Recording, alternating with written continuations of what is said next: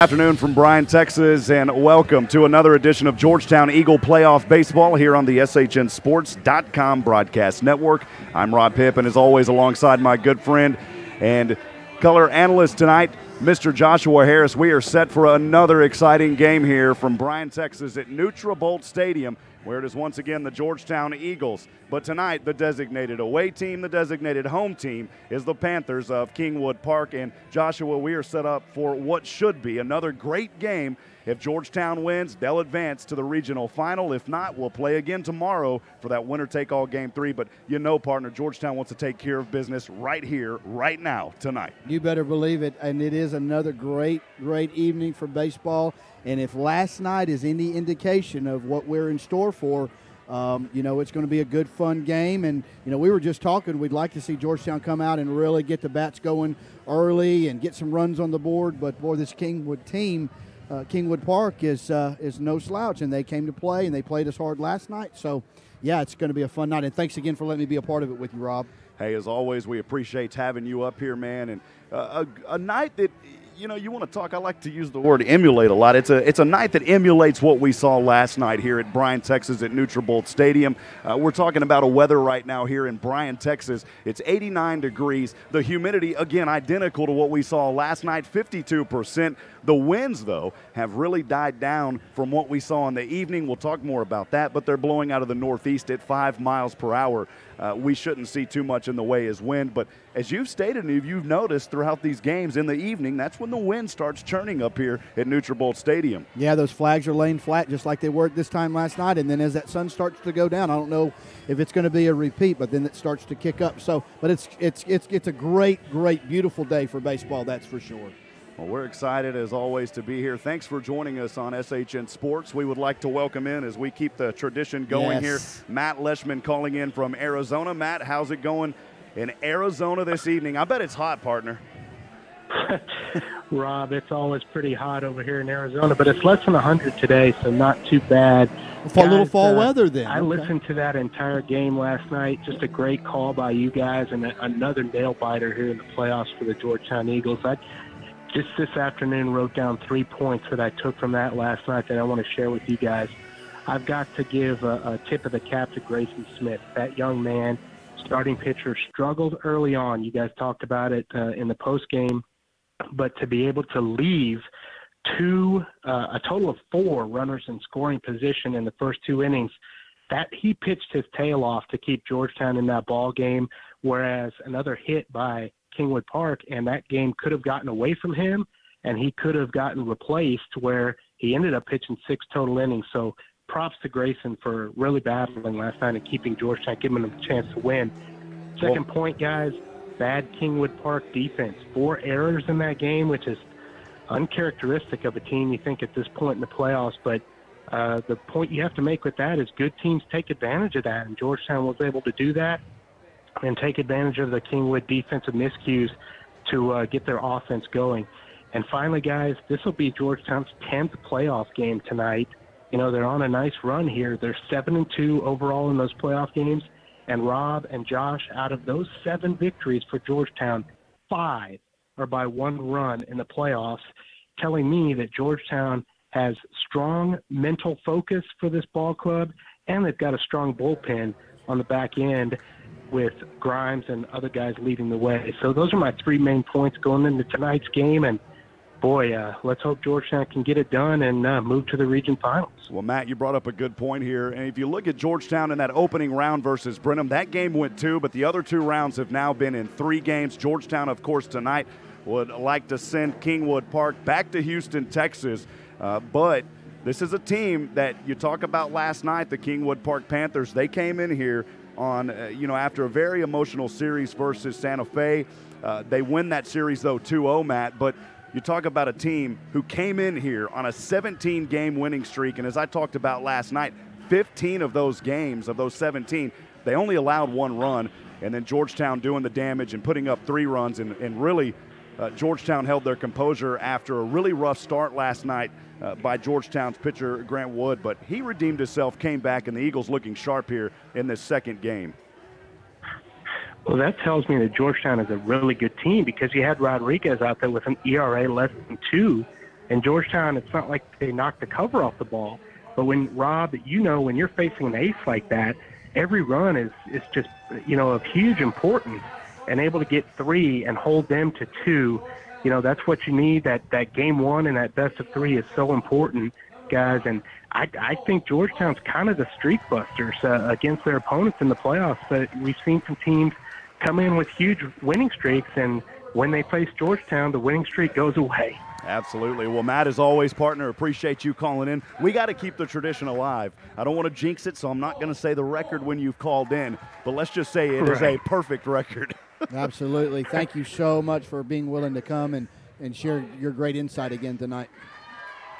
Yeah, guys, I'm still at work. We're getting the Memorial Day stuff going because we're actually going to be working a little bit on Monday. So I'll be listening as much as I can tonight. And EFND, guys, we'll talk to you later. Thank you, sir. Have a good evening. And once again, Matt Leishman on the phone with us from Arizona, always providing valuable insight into the broadcast. Well, again, welcome into the broadcast booth here this afternoon, where it's the Georgetown Eagles, 32-8-1, of course, 16-0 in 19-5A, winning district. Coached by Adam Foster tonight, Georgetown will be in their camo jerseys with the United States flag as the numbers. They'll be in the white pants with the blue stripes and the navy blue socks. For the Kingwood Park Panthers, they will be in white jerseys, white pants with hunter green numbers and hunter green caps on. They are coached by Bruce Cox, 28-11, 14-3. They finished second in 21-5A. If we look at that game last night, of course, Georgetown winning that game after going down early 2-0 in the first inning. They rebound, or 2-1 in the first inning. They rebounded, won the game 3-2. Georgetown's numbers: 3 runs, 7 hits, 1 error. They left 6 on last night for Kingwood Park. 2 runs, 5 hits on 4 errors. But overall, Georgetown in a great position here tonight, Joshua, to wrap this thing up, and let's move to the finals. But we got to get through it, though. Yeah, we got to get through tonight, and if for some reason, and we're not going to even put any bad, mojo on it, but we have another game tomorrow. But that's right. Let's get this thing taken care of tonight, and get out of here and see who we're going to face next week. Well, Josh, we're going to step aside real quick, play a few spots. Don't go anywhere, folks. Georgetown Eagle Playoff Baseball on the SHNSports.com broadcast network will continue. The University Interscholastic League would like to thank its corporate sponsors. Without the generous support of these sponsors, many UIL activities would not be possible. The UIL gives special thanks to Balfour, Baylor Scott & White, Dairy Max, Dairy Queen, Ford, Fox Sports Southwest, Gatorade, Hellas Construction, Max Preps, the NFHS Network, Nike, Register My Athlete, Spalding, and Texas Farm Bureau Insurance. These generous corporate sponsors support the UIL in all its activities: music, academics, and athletics. The UIL appreciates these sponsors and their participation in all that the UIL does in Texas extracurricular activities. On behalf of the UIL and its corporate sponsors, thank you for supporting UIL activities in your community, and enjoy the game. We are the UIL. From the coaches to the players to the educators. We've been in your shoes. Extracurricular activities are essential to the development of our youth. From proposed rule changes to the relaxation of transfer rules, we keep it fair. New academic contests, we hear you loud and clear. New events are music to our ears. We just added film. That's a wrap. Educational activities help young people become productive citizens. From staph infections to steroid use. To cardiac and concussions. Health and safety is a priority. Heat, heart, and health history. From heat-related illness to head injuries to heart-related issues to the medical history of students. Your well-being is our priority because we are the UIL. We are the UIL. We are the UIL. We are the UIL.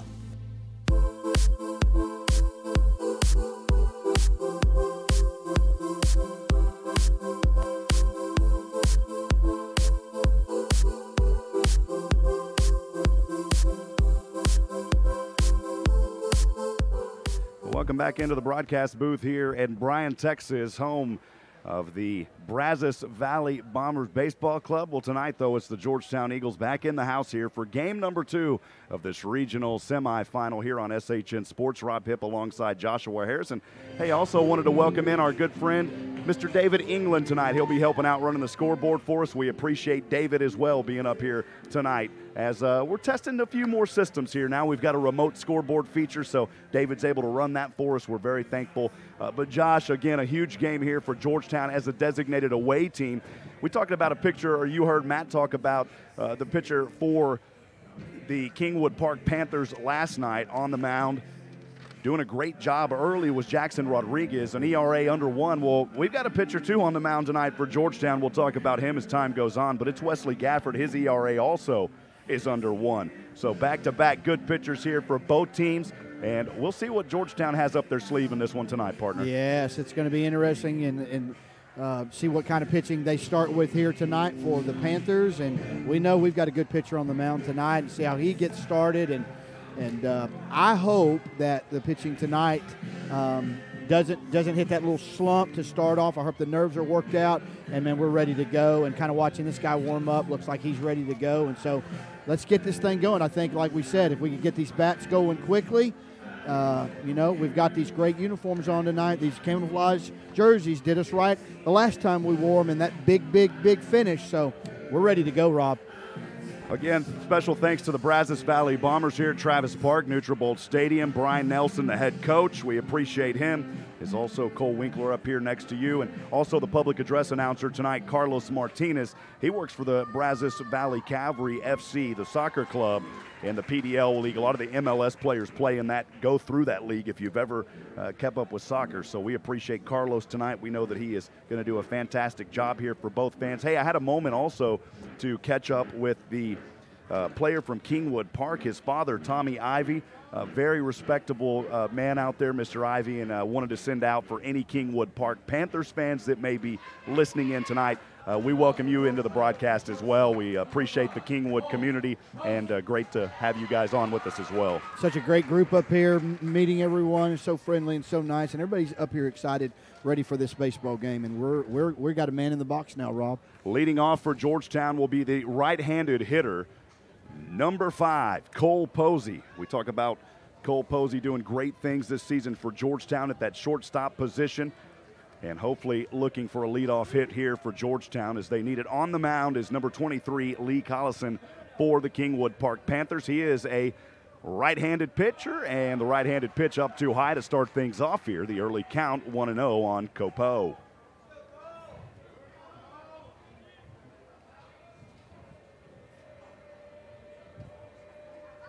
Fastball off the right hand. This one hit foul off the bat.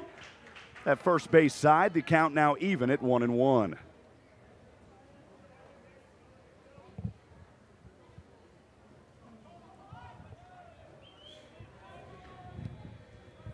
One delivery off the right hand. This one too high upstairs. Got to close the attic. You can't leave it open early here. 2-1. Georgetown has a sharp eye for the ball. They reach on a lot of base on balls, and this is a very well-coached team of the Georgetown Eagles. You are exactly right.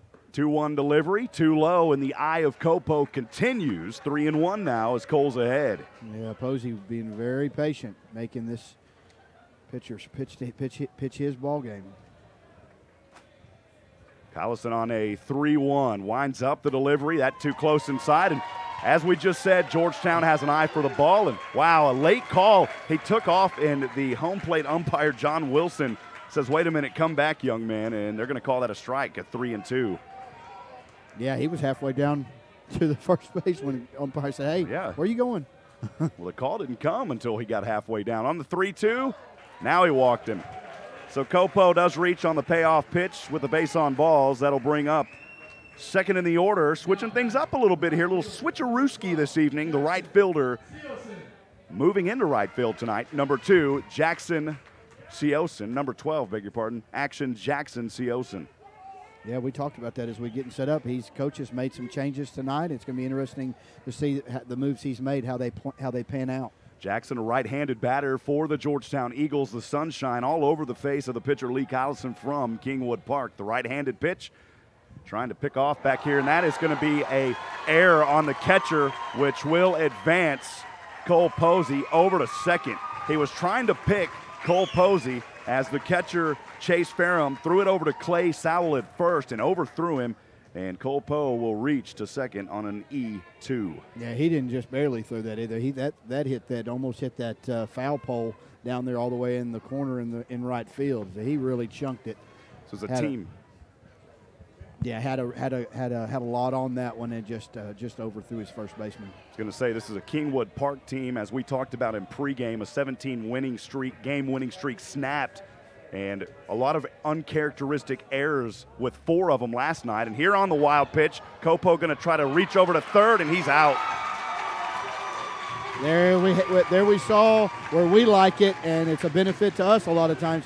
We saw where that backstop, that wall, that retaining wall, so to speak, there behind home plate here. That ball, he didn't have to move but 2 feet off home plate to get that ball bounced right back to him, and he just got Posey dead on at third base. Well, he's out on the 2-5, caught stealing there at third. 1 ball and 1 strike. The count is here for Jackson Seosin. 1 out, just underway here in the top of the first inning. No score. As Georgetown trying to do some damage early, and unfortunately there, Copo maybe a little too much fuel in those feet. NASA said send back the bad fuel. We'll send you some new ones for the next at bat. Yes. Inside pitch here, 2-1, called a ball. No, it goes for a strike, 1-2. My goodness. Umpire here setting the stage early. It's going to be an interesting night behind the plate. Next delivery, this one chopped over to home plate. The pitcher, Callison, is going to throw on a 1-3 for a routine 1-3 put out as Seosin is out. So 2 outs already we are. And that will bring up third in the order, number 23, Cole Moore. Left-handed batter now for Georgetown off the right-handing pitching of Lee Callison. I may be saying that it's Collison, I beg your pardon. Callison. 2 outs here, nobody on for Georgetown. They had 1 on. Copo got caught stealing moments ago over to third. Collison here with the right foot on the right of the rubber, winds up. And Cole Moore had to inchworm his way out of that one, too close inside for a ball, 1-0.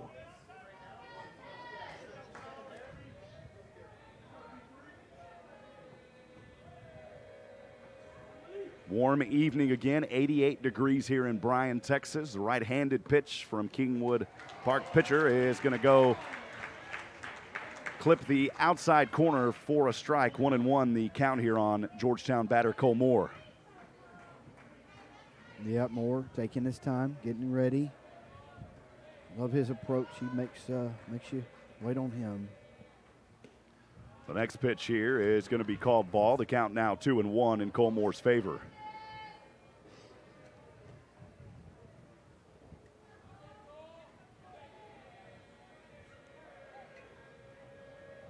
Two-one delivery in the sunshine. On its way, too far outside. Cole way ahead now at 3-1. Julia Engelman working on senior awards, but listening. Appreciate you, Julia Engelman, for joining us here this afternoon. The 3-1 delivery on its way. Cole takes a hard bite at this one, but it's going to pop up into right field, and there's some confusion down there, and the wind finally drops it into the glove of center fielder Bryson Jackson for the third out. A little bit of confusion there between Jackson and Tommy Ivy over right field, but they were able to work through it and get the third out. No runs, no hits, no errors, nobody left on. We move to the bottom of the first. We'll keep things right here, Joshua. You want to do some of these let's talk about sponsors as we kind of get going tonight. We, as always, want to thank all of our sponsors for tonight's game, and we can give them a little extra love tonight because we're not on the FM signal. Okay. I don't want to get anybody in trouble or riled up. So, but our presenting sponsor has just been so good to us, and SHN Cruising Kitchens. Cameron Davies over there, proudly supporting the Georgetown Eagle baseball team. Said keep it running. Cruising Kitchens is a custom mobile business fabricator.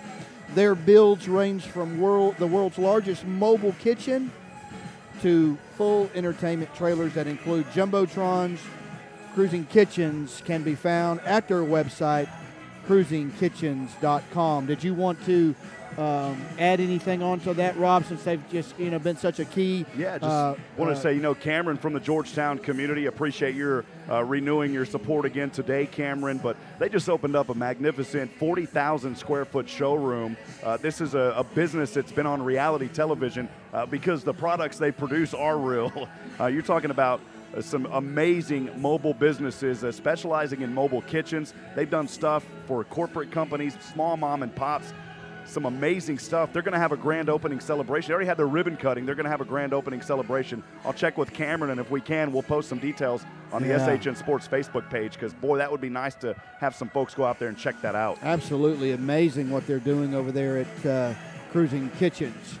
Continuing on with our sponsors here, of course, a organization that's near and dear to my heart as I get to lead and help families be put back together, Oak Ridge Disciple House.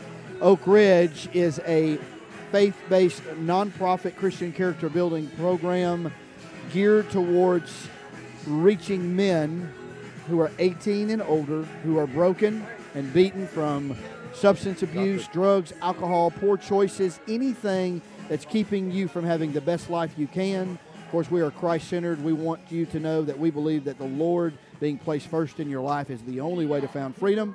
Visit us at oakridgedisciplehouse.com. 512-905-2111 is our phone number. Leading off here for the Kingwood Park Panthers, again in their cream white jerseys and pants. They've got the hunter green numbers. They are wearing some really nice looking helmets here, that kind of cream colored white helmet with a little gray stripe along the top. Pretty classy uniforms here by Kingwood Park. It's Matthew Burke, the second baseman, and the first pitch off the right hand of Wesley Gafford will go for a strike, 0-1. Yeah, a little bit different than their uniforms last night. They had more of a darker pants on, and they look sharp tonight, though. Wesley Gafford in the sunshine. Another delivery here, goes for a ball, 1-1. Those thick pinstripes on their pants last night, if I remember correctly. This is a Georgetown pitcher, Wesley Gafford, out of the right hand, who his ERA is under 1. A very impressive season here for Wesley. Next pitch clips the inside corner for a strike, 1-2. Yeah, umpire right away liking where he's placing these balls, and you're right. He has got a great ERA and has had a great season. Gafford kicks up the left leg, the right-handed delivery, foul tip at home plate. The count remains 1-2 strikes.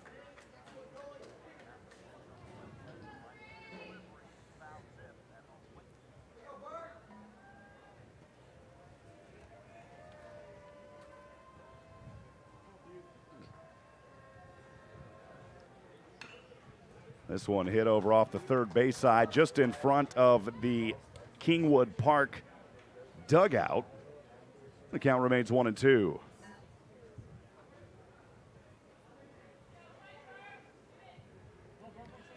Gafford, 32.2 innings pitch. He's played in 8 games, started in 6 of those 8 here on the 1-2 delivery. This one again knocked over the third base line as it takes a long roll and bounces off the fence in foul territory. The count remains 1-2. Yeah, Matthew really taking some big cuts and staying alive in this at bat. A 4-1 record for Wesley Gafford, an ERA of .857. He's left 18 on base here this season. Only 3 wild pitches. This one hit foul way back behind the first base line and out of the park behind us. The count still at 1-2, so a great battle going on here with the leadoff, Matthew Burke. Gafford throwing some great pitches. Matthew saying, hey, I'm going to hang in here and get a piece of it. Gafford again, the delivery. This one over to left field. Get some air up under it. It is settling down. Noah Thompson in left field, chasing it, and with the sun in his eyes on the right-handed grab for the first out. Sun in his eyes is right. Well, you could just tell, but he stayed on top of it, kept tracking it, and had no problem. Fell right into his glove. This will bring up second in the order, the center fielder, number 1, Bryson Jackson, who was 1 for 4 last night in that 3-2 loss against Georgetown. Jackson, 37 games here, averages .277, 31 runs, 33 hits. He's got 7 doubles. This is a young man who is committed to TCU on a baseball field. However, he lines one over to the shortstop, Cole Posey, over to Hunter Savarese. On a little routine 6-3 ground out, Copo with the sun in his eyes, showing Hunter Savarese, hey, Como ain't there, but I'll get it to you, brother. Yeah, I tell you what, he's got such a great arm. He got that down there, but Jackson is no slouch. No. One of those bases, he got down to that first base quick and almost beat that out. Chase Ferrum here, he was 4th in the order last night, 3rd here tonight in that catcher's position. Chase was 2 for 3 last night. This is a young man that's a right-handed batter who can hit a good baseball if one's thrown his way. This pitch, though, too far on the corner to the outside as Gafford tried to get him to bite on it. The early count 1-0. We'll talk about the Georgetown defensive set here when we have a moment. The 1-0 pitch looked good, but they're going to say a ball, 1-1. Cole Moore moves from first behind home plate tonight as the catcher, number 23. Hunter Savarese is playing over at first base for Georgetown. Last night, Hunter played in left field. Next pitch on the way, called a ball as well. 1-2. Boy, this strike zone seems to be really super tight for our umpire tonight, and they're going to have to be on target. This guy's not calling anything out. Luke Seaback at second base, third base Jeffrey David, Cole Posey the shortstop. Those positions stay the same. Noah Thompson, though, will play at left field now. He was playing right field last night. The next delivery here on a 3-0. That one stays fair as it rolls down the first base line, and this may be a stand-up double, and it is. You're exactly right, and it didn't just go down that line. It literally launched off of first base, caught some air, and was able to get into the outfield. Just a perfect hit down that right field line. As we continue the set here, Ryan Neitch will remain at center field, and then Jackson Siosin plays right field tonight. So you want to see, here's something interesting though. That first base did not even, I mean, that ball hit that base hard, so I think they've got that first base issue. They glued it down. Yeah, it didn't move, and so interesting to see early tonight. It's a little switch up here now as Ryan Long in the 4th position. He batted 5th last night. Ryan Long went 0 for 3. The right-handed hitter here holds the bat at about a 45. The pitch on the way and clipped the corner for a strike on the fastball, 0-1. Beautiful pitch there by Gafford. Ryan Long, unfortunately, don't have updated stats for that young man besides his 0-3 last night. Gafford checks over his right shoulder. The hit here, foul. Over off the first base side, behind the stands, 0-2. At 0-3 will tell you he's due for one, so we need to be careful here. And bottom of the first, we are here in the regional semifinal, game 2. Runner in scoring position at second base for Kingwood Park. They do have 2 outs here on an 0-2 count in the bottom of the first. Gafford again checking over that right shoulder, now kicks up the right-handed pitch, and he swung at it for a strike. Make it 0 for 4, Rob. After getting out the first 2 batters, Chase Ferrum with the stand-up double, but he was left there. No runs on 1 hit, no errors, and 1 left on base. We're through 1. We'll step aside, take a quick break. Georgetown Eagle baseball continues.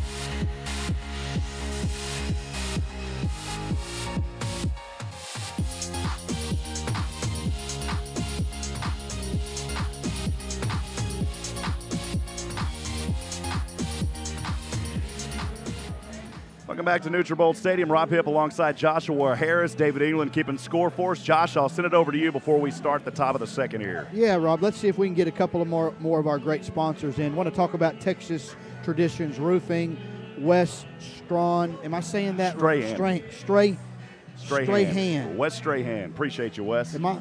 Strahan. Okay, Strahan, sorry. That's a mistypo on me. Okay, and Mike Pickle. Texas Traditions Roofing is a proud supporter of Georgetown Eagle baseball, commercial and residential roofing repair and replacement. Texas Traditions Roofing is online at texastraditionsroofing.com. And Wes, I'm going to get that right the rest of this game, and we'll get to some more of these in just a little bit. No, thank you. Thank you. Again, on the mound here for Kingwood Park is Lee Collison. This is a pitcher that has a 1.22 ERA, 3-0 this season. He's had 10 appearances. That right foot on the right side of the rubber. The pitch too high upstairs. As I said earlier, close the attic. It's a little too hot up there. 1-0 on Ryan Knight, who's leading off here in the top of the second, the right-handed batter for Georgetown. Next delivery quickly. Swing and a miss here, 1-1.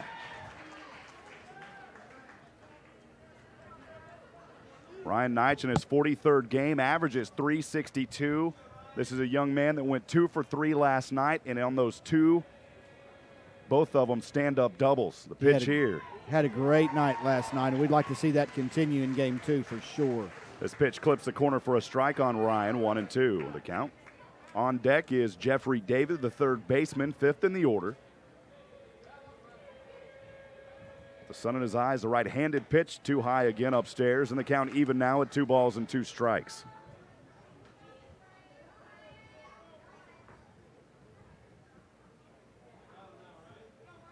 A lot of wonderful folks from the media here today. Mike Champ from the Austin American-Statesman up here doing good work. This pitch too low. And a full count now at 3-2. And that's something I always like to mention. You know, we're so blessed in the Austin area. I know it happens all over, but just from us being around Austin and Georgetown for so long, you talk about the folks in the media. They've been some of the most humble folks that I have met over the years. We talk a lot about Sean Clinch over at KView, the folks with all the local newspapers. And on a payoff pitch here, another reach on base on balls for Ryan Knight over to first. And Knight's patient there, waited on it, and got the walk. But that's something that, you know, for us is, especially during these playoffs on an audio only, folks can't see what's going on, so we do our best to try to paint the picture. And when you've got a lot of resources pouring in from so many folks that collaborate together, it really makes things just a phenomenal broadcast. Thanks to the folks who help us out. We couldn't do it without them. Absolutely. We want to thank everybody, and it's such a great team. Right-handed pitch here with a base runner on. 1 for Georgetown is Ryan Knight. Jeffrey David looks at this one. It goes strike, though, 0-1.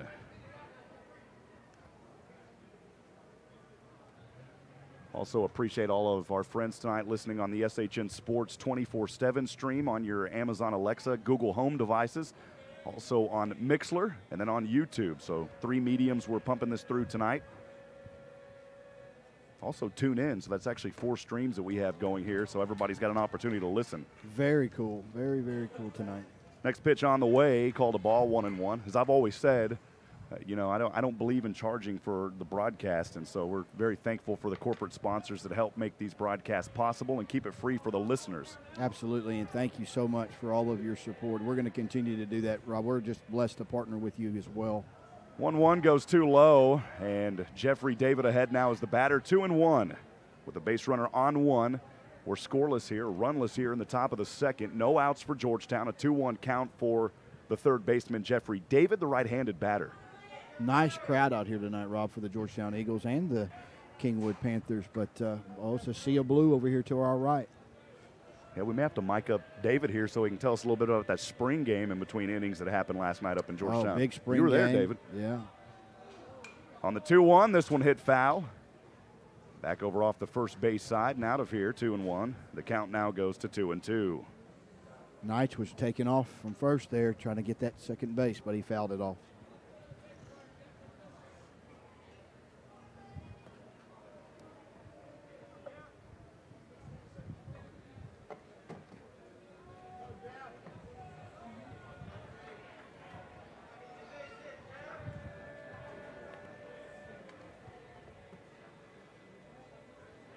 As Collison checks over his left shoulder there to the base runner. A swing and a miss here on Jeffrey David on the 2-2. Will strike him out swing. That's a first strikeout tonight Coming here in the second inning on the fifth batter, Lee Collison for Kingwood Park. Got him swinging on that one, Joshua. Yeah, he sure did. I know David probably is thinking to himself, oh, goodness gracious, what a great pitch to hit, but just cut him under it a little bit.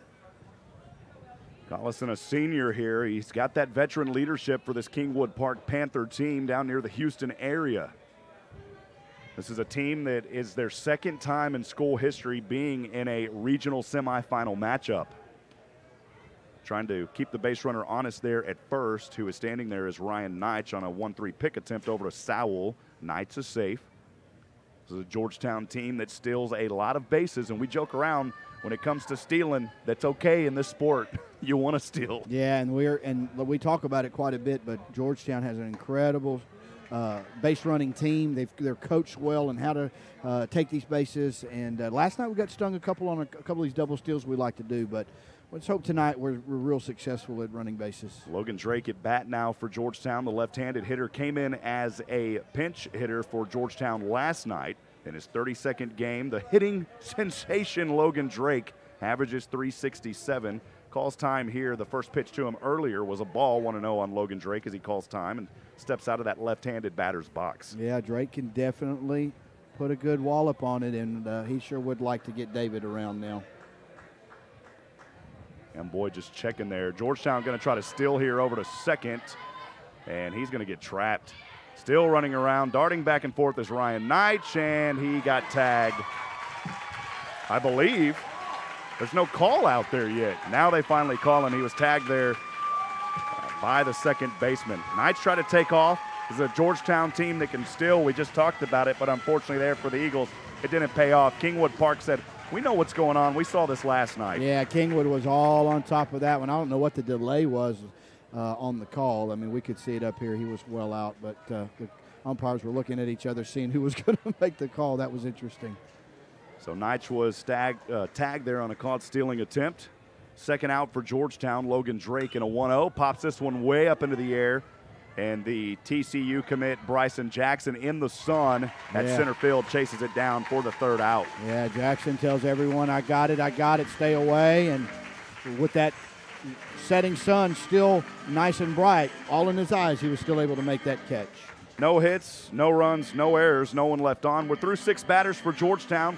We're through 1.5. Bottom of the second upcoming. Josh, I'll send it over to you for a sponsor update. Absolutely. Let's get this first round done here. Gateway Mortgage Group and Matt Morrow wants everyone to know they proudly support the Georgetown Eagle baseball team. Gateway Mortgage Group is a proud supporter, is a home mortgage lender who believes it's all about community, families, and homes. Gateway Mortgage Group is online at borrowfrommorrow.com. That's borrowfrommorrow.com. Also coming alongside us in Game 2 is Pregame Insurance Group and Doug Groves.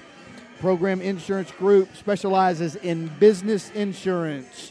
Their website is PIG, that's P as in Paul, IGBCS.com. Call Doug Groves for your business insurance needs. Ty Gibson with Minuteman Press, proudly supporting the Georgetown Eagle baseball team. Ty doing a lot of great work in the community. Minuteman Press in Georgetown specializes in direct mail, promotional products, brochures, business cards, and much, much more. Their website is mmptx.com.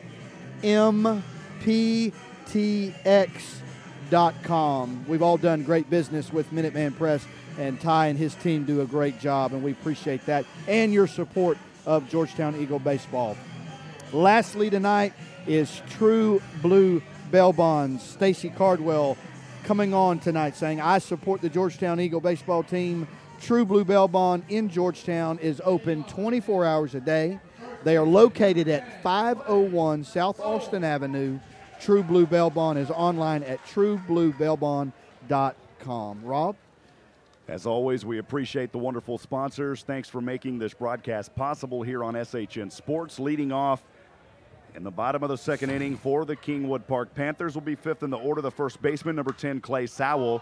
And the first pitch is going to pop up into the air. The third baseman, David, in foul territory, grabs it. So they'll pop up over to third base side in foul territory for the first out. Number 16, Matt King.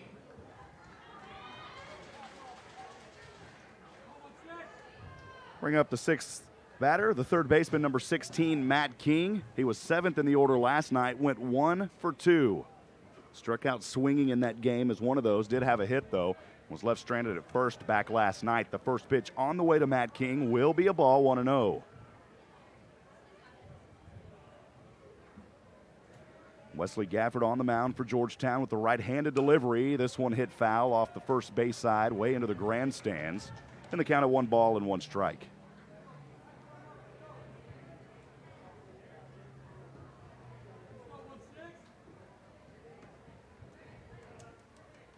Well, you talk about a venue here that is just perfect for baseball. This open-air press box on a high pitch here as he had to move out of the way, keying on a 2-1.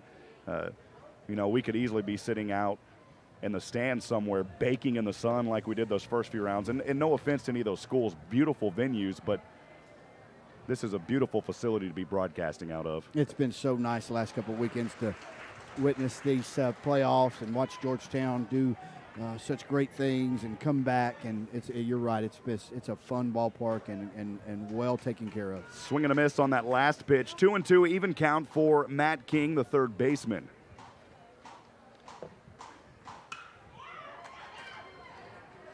This on the way to right field, snagging it in the sunshine for the second out is Jackson Seosin. 2 up, 2 down. Takes us to 7th in the order, the designated hitter, number 8, Kyle Stastny. Number 8, Kyle Stastny.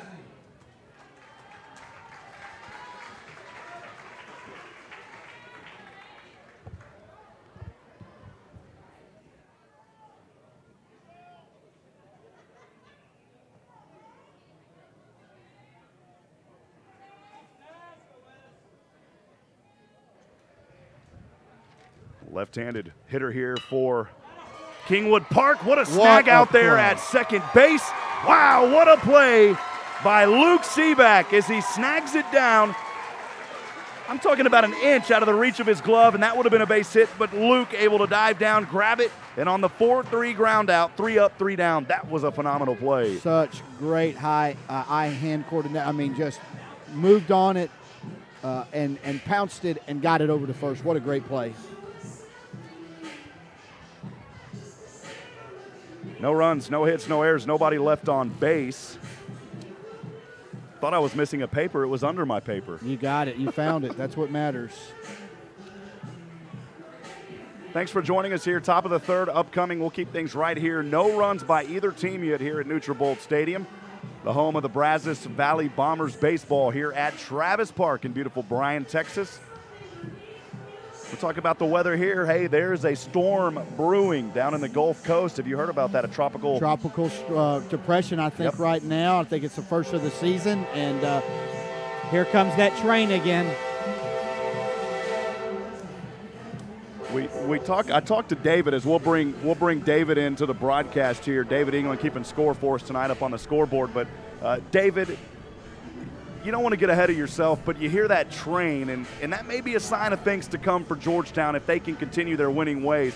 We're talking about a trip to Round Rock for the state tournament. That's the train. I keep thinking I'm at the Dell Diamond, brother. It does. It also sounds like Olsen Field. Well, David, last night you were there at the spring game. Tell us about how things are looking for Georgetown. I know some of the players here, of course, on the baseball field, so they didn't get to play, but it had to feel good to have a little spring football going already. It was. It was nice to be back at Birkelbach and finally see some football, finally see some hitting, and we had a great turnout. A lot of folks came out to see the Eagles and support them. The offense, we've got some work to do. We were missing Seosin, but I believe Jacob Ramos, a little rusty at the beginning, but he came up big in the end and had some really nice passes. Our defense was looking really, really nice last night. Awesome. Well, we're excited about it. Some great returners coming back, so it was a successful night, I believe. We'll have an article later tonight. Galen Welnicki was at that game. He wrote a very nice report on it, so we'll post it on SHN. David, we'll check back in with you throughout the game. Thank you, David. Yeah, we're excited about we're loving this baseball. We're also excited about football coming back in as well here in the fall. Leading off for the Georgetown Eagles here He'll be the first baseman, number 25, Hunter Savarese, the right-handed hitter. The first one hit foul, 0-1. Second pitch already on its way. Trying to drop it in on a changeup there, and it's going to go for a ball, 1-1. Top of the third we are, 1-1. No runs here for either team. Pitch on the way. This one too far to the outside, and Hunter Savarese ahead here on a 2-1 count. Well, after 2 innings, Kingwood Park pitcher at 28 pitches. Georgetown's Wesley Gafford at 23, and Collison, of course, quite a few more now as he has already thrown 4 pitches, so that count already into the 30s here. The last pitch was a ball. Now 3-1. Hunter Savarese has his options here. He can look at it for a little bit. Yeah, make sure it's a good pitch that he wants to hit, and it's good to be ahead a little bit here. On the 3-1 delivery, this one over to right field. Tracking it down for Kingwood Park. In the shade is Tommy Ivy for the first out at right field. A lot of pop-ups here tonight. A lot of pop-ups, and you know, those flags, as we were talking about earlier, are just still laying as flat as they can, and so it's not a wind thing for sure. We're just getting under it. I've been watching. We're just cutting under it and popping it up instead of driving it out. So we need to straighten these out a little bit. 8th in the order now, the left fielder, number 17, Noah Thompson for the Georgetown Eagles. The left-handed batter, swing and a miss here. Boy, he wanted to put some hot sauce on that swing, but the barbecue wasn't ready. Hey, Called a strike. Making me hungry, Rob. 0-1 here for Georgetown's Noah Thompson. The next pitch on the way, called a ball, 1-1.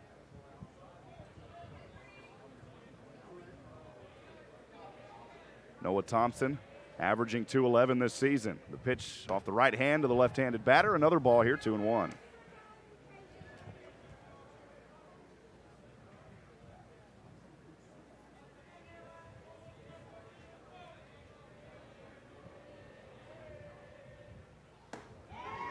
Swing and a miss, Noah Thompson. Pitching from Lee Collison continues here, and Thompson finds himself on an even count now at 2.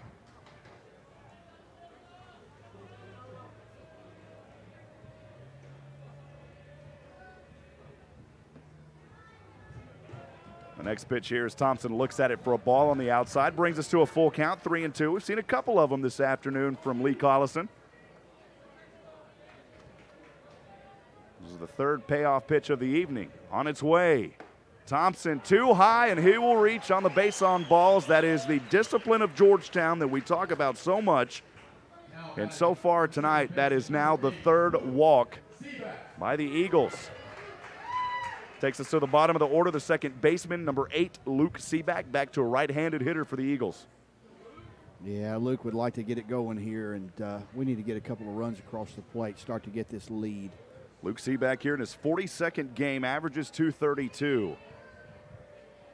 Stands with his feet parallel to the line there in the right batter's box. This one drops in for a strike as the beautiful pitching from Lee Collison continues, 0-1. Yeah, Collison is really pitching nice, and he's pitching great pitches to hit.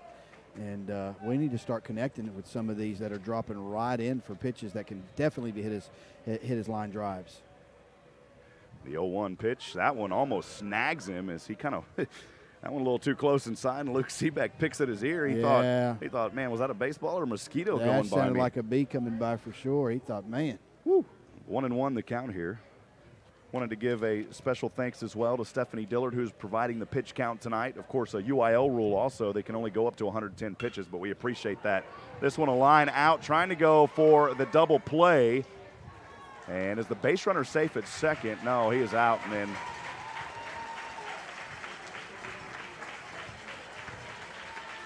I'm not sure what happened on that play.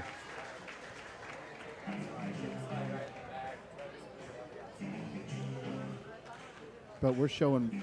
I thought we were at 1 out.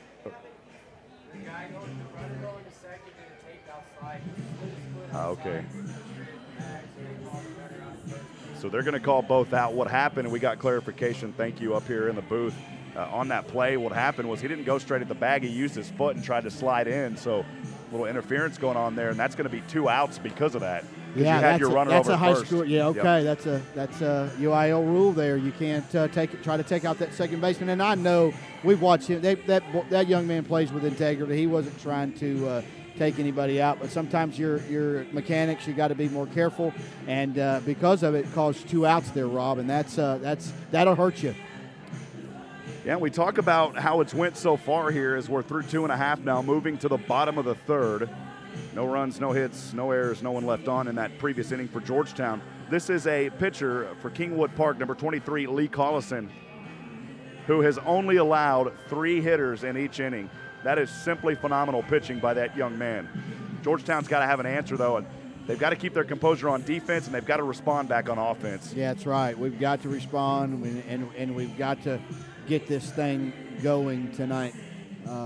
But, you know, don't take it away from Kingwood. They're a great team, too. They're not this deep into the playoffs because they're not a good team. They're this deep into the playoffs because they play good baseball. And so we're in for a ball game, and that's not a bad thing, you know. Blowouts are great, but, you know, competitive ball games are a lot of fun as well. So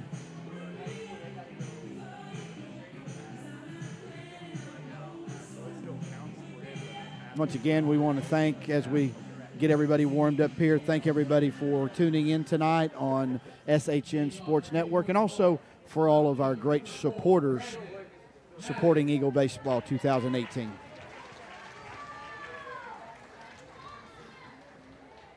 Brings us to 8th in the order for the Kingwood Park Panthers, the left fielder, number 4, Brandon Madden. Madden was 0 for 3 last night, actually 0 for 2. No, he was 0 for 3. Pitch on the way to the right-handed batter, called a strike. Gafford got him on the fast. Yeah, Gafford's doing well. You got to, looking at my sheet here, we're only at batter number 8, and so they haven't even batted around yet, Rob, if I'm looking at this correctly. Gafford's only allowed 1 hit here in this ball game so far. He's doing well. Right-handed pitch on the way. This one, they tried to curve it, goes too far outside. 0-2, or beg your pardon, 1-1. So again, 1-1 the count here. No outs. Bottom of the third inning we are. And at bat is Kingwood Park. Of course, the left fielder, number 4, Brandon Madden. As Gafford winds up the right-handed delivery. This one hit foul off the third base line. Georgetown going to try to track it down, but it bounces into the grandstands. And the count at 1-2. Yeah, he took a big cut at that. Madison did, and lucky that ball went foul over to the right. Gafford on the mound for Georgetown. Wants to keep that ERA under 1. Nobody on base here for Kingwood Park. Madden holds the bat straight up and down, now moves it to an angle. The pitch on the way, swing and a miss. Got him. Struck him out. Yeah, I'll tell you what, that was a beautiful pitch from Gafford, and well, he's setting them up and knocking them down. It's the second strikeout for Wesley Gafford here in this ball game. Brings up 9th in the order, the right fielder, number 17, Tommy Ivy. Ivy batted 6 last night. He went 0 for 3, the right fielder.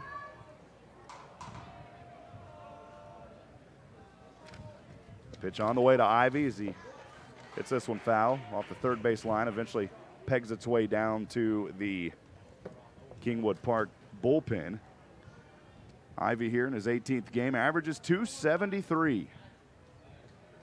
8 runs, 9 hits, 4 RBIs, and he's got a double on the season. Pitch on the way, looking for the bunt, places this one down. Gafford trying to get on it, and Gafford can't get there in time. Or he was on it. I don't want to miscall that. He got there in time. He just couldn't get the handle on the ball. It was right there next to the mound. Gafford could have had an easy 1-3, and unfortunately that's going to be an error on Wesley Gafford, called an E1, which will allow Ivy to reach over to first on the E1. Yeah, he stopped it, bent to pick it up, dropped it, bent to pick it back up, dropped it, and just it was just a slippery ball for him right then. But unfortunately, that is an error on him. And the shade now covering most of the infield, so the sun isn't a problem. I think Gafford just played that through his head faster than it actually happened. That's exactly what happened, Rob. Back to the top of the order, Matthew Burke, the second baseman, who's 0 for 1. This one lined right up the middle for a base hit. And that will advance Ivy over to second, and Burke will get the hit now, 1 for 2 on the afternoon as he stands tall at first base.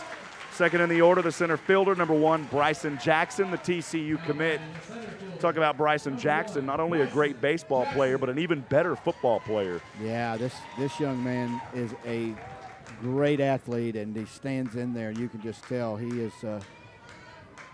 He's got some skills, both on the football field and the baseball field. So, be interesting to see what happens here with the man on first and second with Jackson. Georgetown trying to pick as Gafford quickly over to Luke Seaback there at second, and Ivy able to slide back just in the nick of time.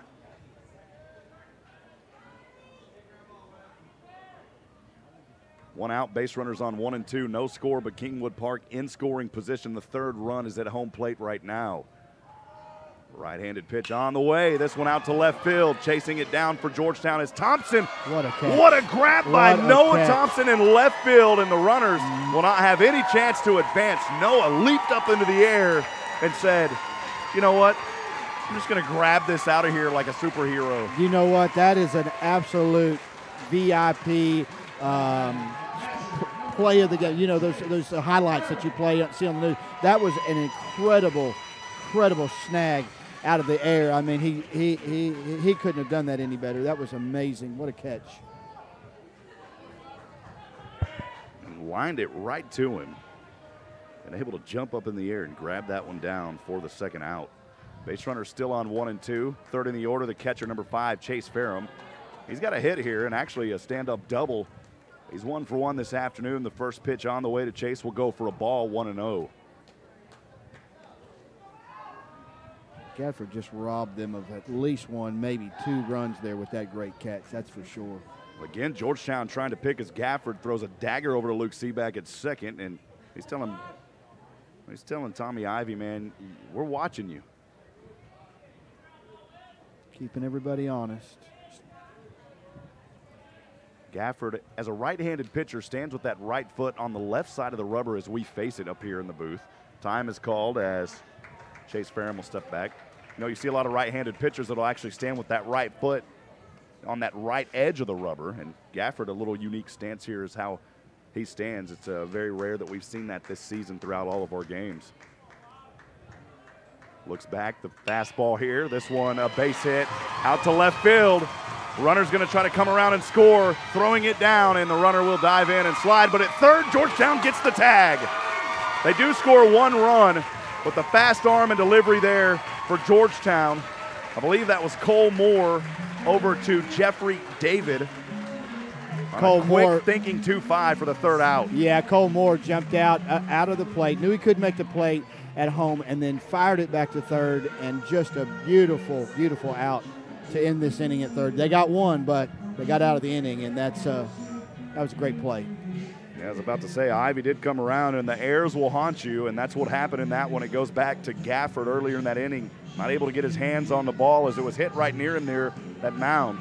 Unfortunately, though, the E1 put Ivy on the plate. He was able to come around and score. So 1 run, that 1 run coming on 1 hit. There was 1 error in that inning, and nobody left on base. Kingwood Park leads 1-0 here as we move to the top of the 4th inning. We'll step away. Georgetown Eagle baseball on the SHNSports.com broadcast network will continue in just a few moments.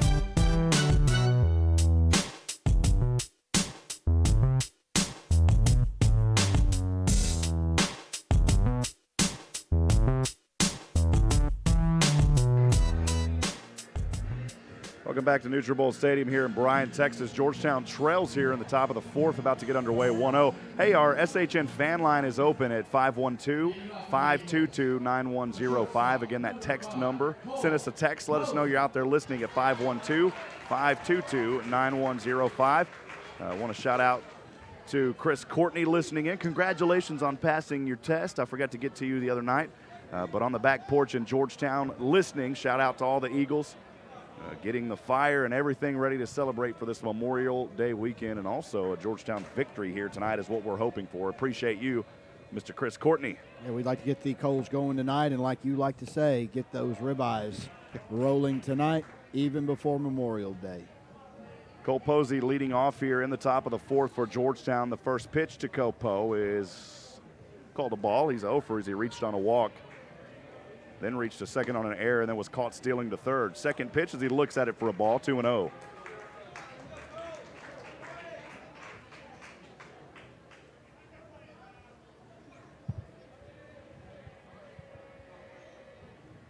Third pitch of this at bat, too low for a ball. So 3 pitches, 3 balls.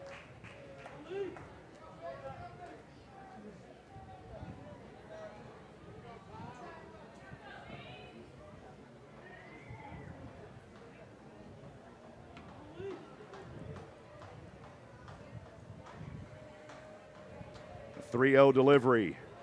Called a strike on this one, 3-1. Yeah, and a strike it was. I know old Posey would like to have an opportunity to get that one, get another pitch like that. That was a pitch to hit right there. Great pitch.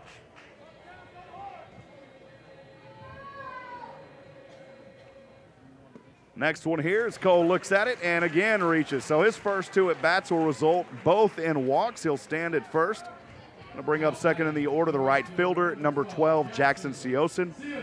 Seosin was out on a 1-2 for the second out back in the first. Back to a right-handed batter here for Georgetown as Seosin needs to advance Cole Posey over to that second base, Josh.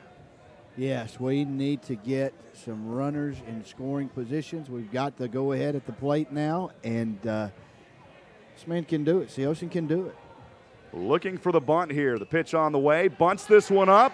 He is going to charge down to first, and he'll be out on the 2-3 put out, but that will advance Cole Posey. Exactly why he put him up there to do. You know, if you're going to bunt, you make sure you get that man over to second, and he did his job there, and Coach is happy about that. We got a man in scoring position now, like we just said we need to do. So 1 out here, but that will advance Cole Posey over to second on the sacrifice bunt. Moore likes having a man on base, second base, third base, drive him in. So that's what he's going to be looking to do as he takes his time and makes sure he's ready for this at-bat. Left-handed hitter, the power hitter. Colmore. That's the way the kids say it out there. Colmore at bat now, standing in that left batter's box. The pitch on the way to the power hitter, 2 high upstairs, 1-0. Jackson Seosin out earlier on the 2-3 on that sacrifice bunt, but Cole Posey will stand at second in scoring position. That's your tying run, your lead run at home plate right now here in the top of the fourth. Georgetown trying to win this one and move on to the regional the regional final. But Kingwood Park leading early here, 1-0. The right-handed pitch and almost a passed ball there by the catcher, but Georgetown's Cole Posey wisely ran back over to second. Not so much as a pass ball as he's dropped, and I've watched this. It's still humid out there because I've watched these guys drop a few of these balls, just taking it out of their glove or trying to pick it up. It's a little sticky out there, I think. That's why they're having a little bit of a problem keeping their hand on that ball. It's happened quite a few times with different players, so something's going on the field there. Nutrabolt here under about 80% shade now as the sun continues to set behind us. That's one thing here at this ballpark. Got a lot of buildings behind the area, and as that sun sets, you get an early sunset here. Time right now at 7:52. You know, the sun normally at this time of the year doesn't set until around 8:20, 8:25. Yes, kids love it because they get to play out later than usual. Well, play in the dark, darker than usual, I guess you could say. 2-0 pitch here, too high, and again, the catcher luckily able to get back under that one. Called a ball, 3-0 the count here on Comore. We talk about the umpires, John Wilson, the home plate umpire, Kenny Smith over at first. At second is Gus Lalo and Richard Brenniger over at third. As the catcher, Chase Ferrum, will go talk things over with Lee Collison at home plate, just trying to tell him, hey, settle back down. We've got a 1-0 lead here. Yep. We don't want to walk a Georgetown runner and load up with runners on 1 and 2, but Cole Moore is in that situation here. The next ball will put him on 1. Yeah, Knights would like that on deck to have a man on first and second. So we'd like to squelch that little meeting they just had about what to do. Pitch on the way here, too far outside, and just like that, 4 pitches will result in a walk. So both the batters for Georgetown here, besides Jackson Siosin, but Cole Posey and Cole Moore both reaching on walks. Cole Posey will head over and talk things over quickly with Coach Adam Foster. Ryan Neitch on deck. He's going to run over and talk to Coach Foster there at the third base side as well. And also got the other base runner coming in. Coach Foster's going to try to talk over a little strategy here. Yeah, boy, everybody coming in and talking to Foster. Now the on deck is coming in, Jeffrey David. So you've got 4 Georgetown Eagles talking to Foster. They're playing together as coaches now, out there talking to Lee and saying, hey, what's going on here and what are we going to do here? Are you still okay? And they definitely want to try to keep this lead, but the Georgetown Eagles would like to take the lead here.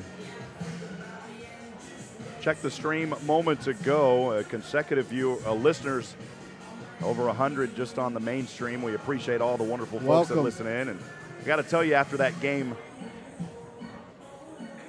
last night, our total was up almost to 700 total listens. That's impressive, and it's all because of the Georgetown family. We appreciate everyone in Georgetown making it happen. Thank y'all so much. So fun. I had such great response, and people were saying, oh, it's so fun to have y'all calling the game and so fun to listen to. So we appreciate every single listener. That's for sure. Ryan Neitch, the center fielder, 0 for this afternoon. Reached on a walk, then was out, caught stealing for the second out, back in the second. Runners on 1 and 2 for Georgetown. That pitch way too close inside for a ball, 1-0. Yep, Neitch is definitely going to be patient, seeing that Lee is struggling a little bit, and make him throw strikes. Don't help him out at all. Neitch would like to get a nice long base hit here, though. Get something good to hit. Final 16 teams in the state of Texas here in 5A. Georgetown trying to get down to those remaining 8. The pitch here, tip foul. Off the back of the bat, 1-1 even count. Ryan Goodnight. Yeah, Neitch took a big hack at that one. He really saw a good pitch to hit there and just clipped it.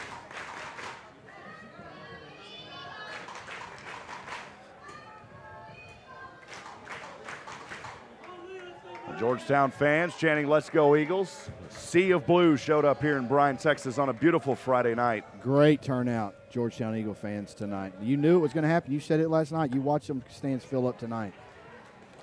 Next pitch goes for a ball as that one was too high up. Trying to drop it in there on the changeup. 2-1 on Ryan Neitch. Again, top of the 4th, we are 1 out, 2-1 the count. Georgetown has base runners on 1 and 2. They trail 1-0.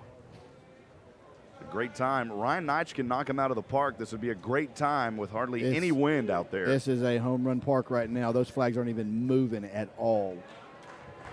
The pitch here too low. 3-1 the count now as Ryan's got his eyes on it. Boy, one more ball will be 3 walks in this inning for Kingwood Park pitcher Lee Collison.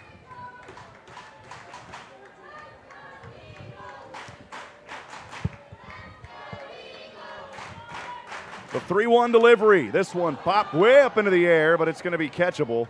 All the Georgetown runners head back, and the second baseman, Matthew Burke, able to make the snag there on a little pop-up to second base. And that one, boy, had a lot of hang time on it, brother. Once again, we're watching, and these Georgetown Eagles that are great hitters are dropping that shoulder down and getting under it, and we're popping these balls up. And, like I said, he's giving us pitches to hit. We're popping them up tonight. We got to straighten it out. Hit a lot of balls up in the air there, fly balls that have been caught out. Brings up 5th in the order, the third baseman, number 7, Jeffrey David, on a 2-2 pitch. He was struck out swinging back in the second for the first out. David, a right-handed batter, stands with that right foot in the lower corner diagonal. Pitch on the way, too high, 1-0. And once again, Chase Farham's going to talk things over here with Lee Collison back up at the mound. There is a runner that came in here for Georgetown at first base for Cole Moore, a courtesy runner out there. We'll try to get his number if we can in just a few moments. Yeah, good luck with those letters on those numbers on there. That's tough. I'm glad you have your binoculars out. It's number 10, Jared Ross. Jared can move, too. So Jared Ross will be courtesy running for Cole Moore there at first. Pitch on the way, too low. And on the wild pitch, that'll allow Georgetown runners to advance to 2 and 3. Yep, that wall didn't help them at all that time. It got stuck right at it, so that was great. Well, we always talk about it. Georgetown's a 2-out team. This is where they thrive. They've got an opportunity here with Jeffrey David at bat, and he's on a 2-0 count. Runners on 2 and 3. Georgetown alive right now here in the top of the 4th. I got a feeling, Rob, it's no matter what he throws right now, he's taking this next one. But we'll see. Jeffrey David. The pitch on the way. Oh, he's cutting at it. I swung hard at that, but it goes foul. 2 and 1. He's swinging away. I was wrong there. He definitely went for that one and just tipped it.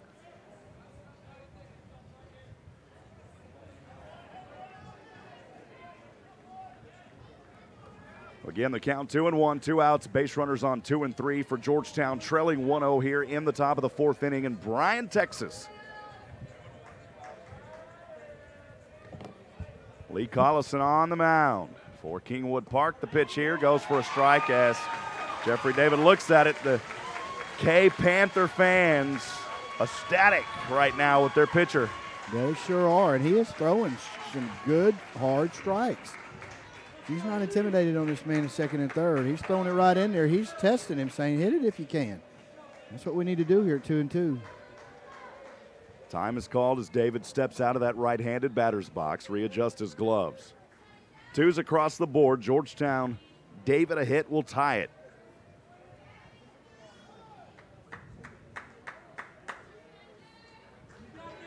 This is an all-turf, fast field here. Yeah, very fast. field. Bouncy field. Yep. Pitch on the way. Swing and a miss.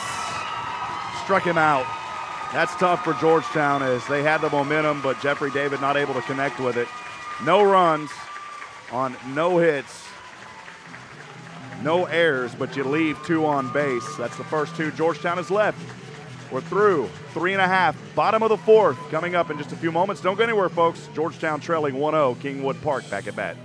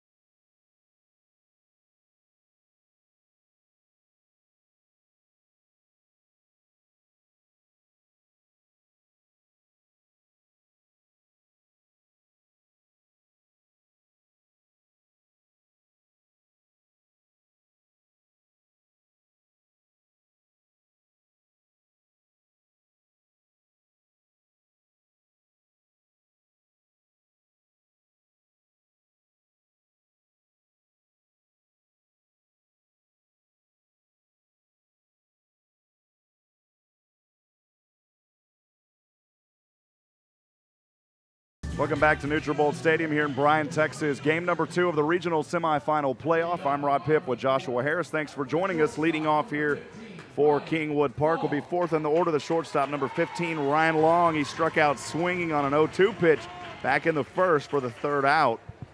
He's leading off here. Very tall young man for this Kingwood Park Panther team. And the pitch on the way, a strike. It's a good start here for Georgetown pitcher Wesley Gafford in the 4th. Good start. You always like to start with a strike.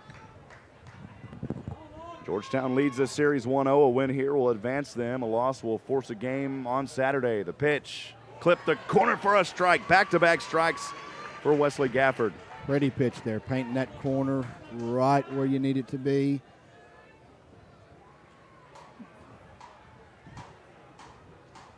Gafford kicks up the left leg, right-handed delivery. That one too low. 1 ball, 2 strikes. on Ryan Long. You're right. This young man for Kingwood is tall and slender. He's got to be 6'2", 6'3". Pitch. Got him on the inside corner. Long not happy with the call, but he'll gently walk off. Yeah, Long not happy with that one. That's where he put those first two before that ball called. And that was a pretty pitch there.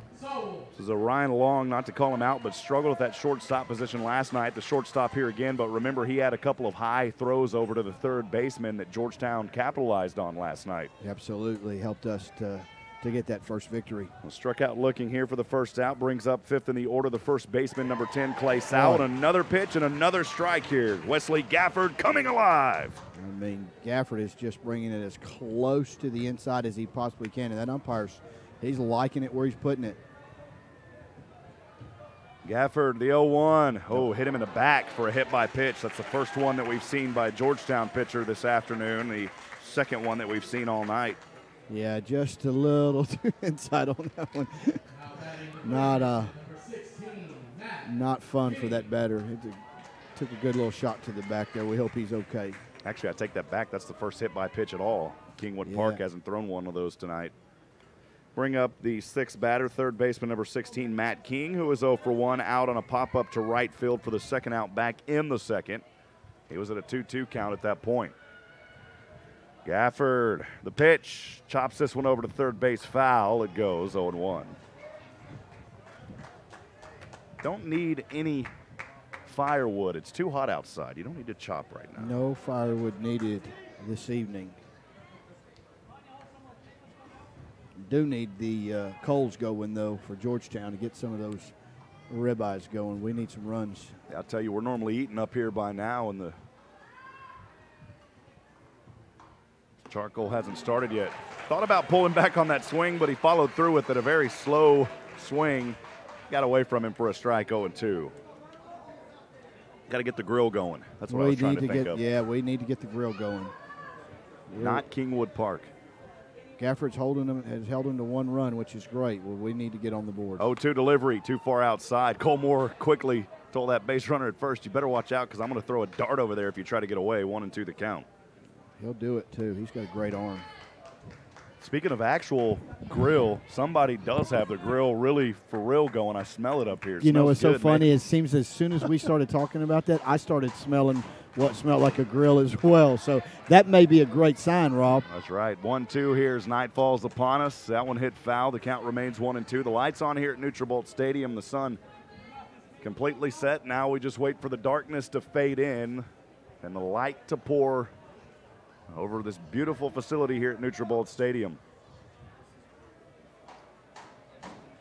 Gafford on the 1-2. Chops this one over to third, and it's foul again. Count stays at 1-2.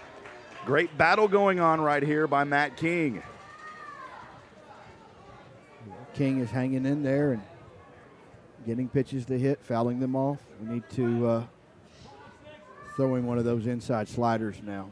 1-2, one out, bottom of the fourth. Kingwood Park at bat. They have the lead, and a base runner over at first is Clay Sowell, who was hit by a pitch moments ago.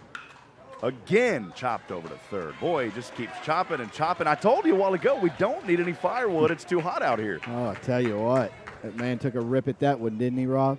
That would have been straightened out a little bit. Might have gone right down that left field line. These balls aren't just rolling down the field lines. They are flying through the field lines. Pitch here. This one, again chopped, but Jeffrey David, Georgetown got the double play. Wow, what a play. Jeffrey David over to Cole Posey to Hunter Savarese on a little 5-6-3 action. And that'll do it. That is how you do the double play. A nice 5-6-3. Rob, you want to go ahead and run through these? Yeah, go ahead. Through these one more time. We want to try to get these in at least 3 times in the evening. These great sponsors that we have are the reason we're able to do this. And like Rob said, provide these games and this broadcasting absolutely free to you. So thank you so much to all the sponsors. We want to recognize first and foremost our presenting sponsor for this game, Cruising Kitchens. Cameron Davies over there doing a great job. Cruising Kitchens is a custom mobile business fabricator.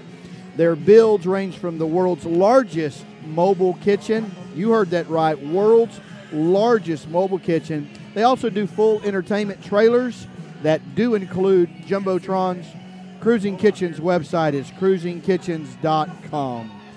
Oak Ridge Disciple House proudly supports Eagle baseball. The Oak Ridge Disciple House is a nonprofit, faith-based, Christian character building ministry geared towards reaching men 18 and up who are broken from substance abuse. You can find us at oakridgedisciplehouse.com. Phone number 512-905-2111. We have 2 locations. We have one here outside of Georgetown, not here, but outside of Georgetown in Florence. And then we have another location, same exact discipleship training recovery house in Conroe called Interfaith Disciple House, started by one of our graduates who is doing a great job down there in Conroe, and just about to celebrate, as a matter of fact, this next weekend, our 5-year anniversary down there. And so if we're full, we could get you into that house down there. And so give us a call, 512-905-2111, if you yourself or you know somebody who's broken and ready for true change, not just a Band-Aid. Rob? Hey, wanted a correction there. I appreciate it. I just didn't see what was happening, and it's a learning moment as always up here, so I appreciate the folks telling me. It was a 5-4-3. Of course, the third baseman goes over to the second baseman, then over to first. So okay. Apologize for that. Okay. That's what I was thinking. I just wasn't going to correct you. Hey, no. Correct me. No, I don't Seriously. know. I don't even. I'm learning those numbers myself. You know me. I still say first to second. I thought that the shortstop came up, but that's not routine. The second baseman will come over and cover that here. So leading off in the top of the 5th inning for Georgetown, the hitting sensation Logan Drake. 0 for 1 though tonight, 6th in the order, and the first pitch on the way, called a ball, 1-0. Well, through these 4 innings, Collison 62 pitches, Wesley Gafford at 46. Logan here over to the second baseman, a nice little run and grab on a 4-3 ground out. Yeah, no problem for him at all on that one. Just ran, snagged, threw, easy out there to first. Quick 4-3 will bring up the 7th in the order, the first baseman, number 25, Hunter Savarese. Hunter is 0 for 1 as he popped one up over to right field on a payoff pitch back in the 3rd. Georgetown desperately needing a score here. Is talk about the 5th inning, you start running out of outs. Yep, we're getting close. We're over halfway now, and we need to get some.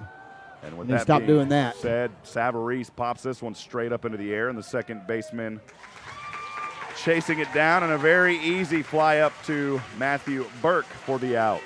2 up, 2 down, just like that. Yep, that's what we don't want to do right there, is to keep popping that ball straight up in the air. Give it to Lee, though. He is pitching a good game, and he's getting us to pop out. He's, credit to that young man. Brings up number 8, the left fielder, number 17, Noah Thompson, who is 0 for, reached on a walk and was left stranded back in the 3rd. Pitch on the way to Noah, called a ball, 1-0.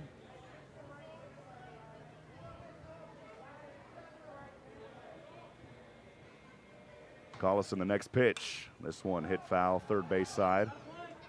Way over the fence. 1-1.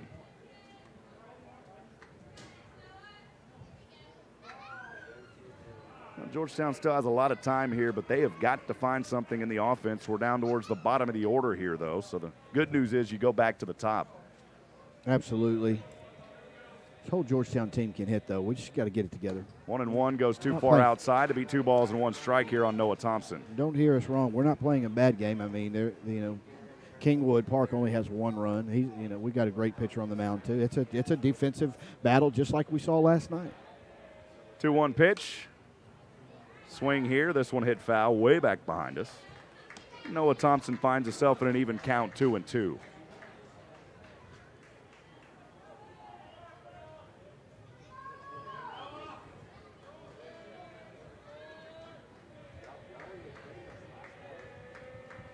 Pitch on the way to Thompson, too high. 3-2, another payoff pitch upcoming. Good eye there with Thompson, watching it right above his number there, right across, being patient. Full count. The payoff pitch on the way. High he goes, and walk he does. There we go with 2 outs, Rob, getting a man on first. We like that. Let's see if we can get this thing coming around. It's always the 2-out territory for Georgetown.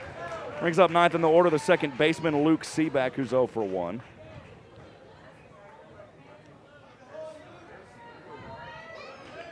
Luke Seaback, a right-handed batter for Georgetown. With a base runner over at 1 is Thompson, who reached on and base on balls moments ago. 2 outs, Georgetown trails 1-0 here in the top of the 5th. The pitch. Wow. Called a strike, but that's what it's called. It's what it's called.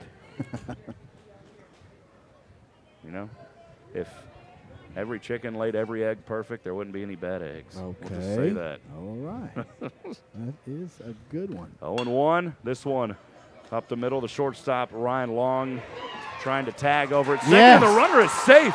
Ryan Long tried to have an unassisted tag out there on Noah Thompson at second base, but he got there in time, and now runners on 1 and 2 for the Georgetown Eagles. Yeah, I saw that. Once again, your shortstop there having a little bit of a problem. It's like he hesitated to put his foot on the bag, and we slid in right there, and he touched the bag. But that was a great call by the umpire. That, you know, I'm very impressed. I think a lot of umps would have called him out. That was so close, but what he was safe in there. Well, the entire infield is going to come talk some words of encouragement with Lee Collison there on the mound. Takes us back to the top of the order here, the shortstop Cole Posey, who is 0 for. He's reached both times on a walk. This is where you'd like to be with the top of your order coming up. Posey would like to go, hey, you know what? Let's go ahead and go ahead in this inning. You've got your tying run there at second, your lead runner at first, and your third run at home plate, Cole Posey. Again, it's that 2-out territory that we talk about all the time. Cole Posey. Posey is due for a big hit here, and that's what I'm believing for. A big hit here for Posey to drive these men around.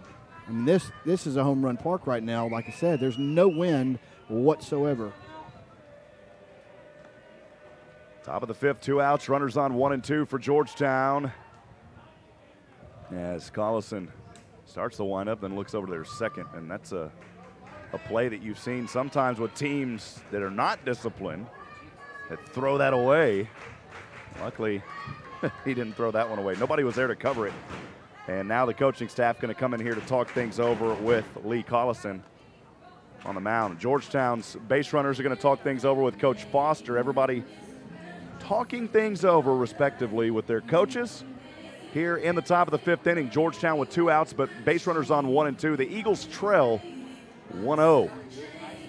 Hey, Rob, why don't I, while we got it? Okay, there we go. And we're going to have a new pitcher come in here. Yeah. For the Kingwood Park. So Lee Collison will head off the mound. We can go over those sponsors. Yeah, why don't we do that? We'll talk about the new pitcher when we get him. Got this new pitcher coming in, but let's go ahead. I want to make sure we get to these and not shortchange these great sponsors at all. Texas Traditions Roofing wants you to know that they are proudly supporting the Georgetown Eagle team. Wes Strahan, Wes, I got it for you. Mike Pickle, proudly supporting the Eagle baseball team. They do commercial and residential roofing repair and replacement. Texas Traditions Roofing is found online at texastraditionsroofing.com. Give them a call over there. They'll do a great job for you. Gateway Mortgage Group, Matt Morrow wants you to know he's supporting the Eagle team tonight. Home mortgage lender who believes it's all about communities, families, and homes. Gateway Mortgage Group is online at borrowfrommorrow.com. Program Insurance Group, Doug Groves over there doing a great job. Like for you to know they're supporting the Eagle baseball team tonight. Program Insurance Group supports Georgetown Eagle baseball. Business insurance at its finest is their specialty. Their website is pigbcs.com. Ty Gibson and his team at Minuteman Press supporting the baseball team tonight for Georgetown. Minuteman Press specializes in direct mail, promotional products, brochures, business cards, and much, much more. Their website is mmptx.com. And last but definitely not least is Stacy Cardwell and the team over there at True Blue Bail Bonds. True Blue Bail Bonds in Georgetown is open for all of your bail bonds needs 24 hours a day. They are located at 501 South Austin Avenue, right by the courthouse. True Blue Bail Bonds is online at truebluebailbond.com. Rob? Appreciate all the wonderful sponsors coming in here. Pitching now is number 9, Daniel Bresco. We saw Bresco come in last night as well. Of course, these two runners still going to be responsible for Lee Collison. Lee Collison at that point, 4 2/3, 73 pitches. As of now, no runs, 1 hit. He's left 2 on. As of now. Bresco on the mound, the pitch on the way, and the first pitch is going to be a strike here on Cole Posey. Noah Thompson at second, Luke Seaback at first for Georgetown. 0-1 the count on Posey. The Eagles trail 1-0 here in the top of the 5th inning. 2 outs. Cole Posey, the right-handed batter for Georgetown, stands right in the middle of that batter's box. This pitch too low, called a ball, 1-1. And the catcher was looking over to the first base umpire. He told John Wilson behind the plate, he said, hey, check that with Kenny that's Smith. The first time I've ever seen I've never seen a kid catcher go, hey, I'd like to get a second opinion on your call. Well, yeah, So, the catcher, asked him, and he granted it to him. He did, too. 1-1 the count. This one a base hit over to left field. Runner gonna stand at third. Now bases are loaded for Georgetown at 1, 2, and 3. Once again, we're setting the stage as loving those have 2 outs and men on base there, and now the bases are loaded. Seosin up, yes. Cole Posey at 1 after the hit to left field. Luke Seaback advances over to second, and Noah Thompson at third. Bases are loaded. Jackson Seosin, the right fielder, 0 for 2 this afternoon. Right-handed batter for Georgetown. The pitch on the way. This one popped up into the air right field. Chasing it down is Ivy, and he has it for the 3rd out. Oh, that's tough. That's tough. Work that hard with 2 outs, load the bases up, and then a routine pop fly to end the inning. So, well, back to the drawing board, and we need to get up here and get a 1-2-3 and get back to work. Georgetown has left 5 on base tonight. That inning, no runs on 1 hit, no errors, 3 left on, and that is a big 3 that'll hurt you. Yep. As we're through 4.5, bottom of the 5th upcoming. Yep, that'll hurt you. Gafford on the mound, getting the warm-up pitches right now. We'll keep things right here, but you're right. This has been a defensive battle all night, and Georgetown can just they're struggling to find a way to hit those balls and square up tonight. Everything that they're hitting, minus a couple of hits, have all been pop-ups tonight. Every single one of them popped up. Yep. Know what it is, but kind of dropping our shoulder there. But I'm holding on to that hope. But we're going to level these things out in this next couple of innings and bring home this victory for the Georgetown Eagle fans that came out in full tonight. What a great crowd to our right, Rob. Well, they did have 2 hits, actually, in that inning. I think I said 1. They had 2 in that inning. Seaback and Posey. That's the way it goes, though. Still time here for Georgetown, but they are running out of outs. Only 6 outs to go, and the defense has got to continue to hold here. Wesley Gafford has been an unstoppable force on the mound, only allowing that 1 run. And unfortunately, though, that run was on the air. Well, the run wasn't on the air, but that's what allowed that runner to reach first and then come around and eventually score. Yeah, he's really pitched a great game. 1 run on only 2 hits, and so he's doing his job. We just need to get these bats alive coming up. Hold them here. Leading off will be the 7th in the order for Kingwood Park, the designated hitter, number 8, Kyle Stasny.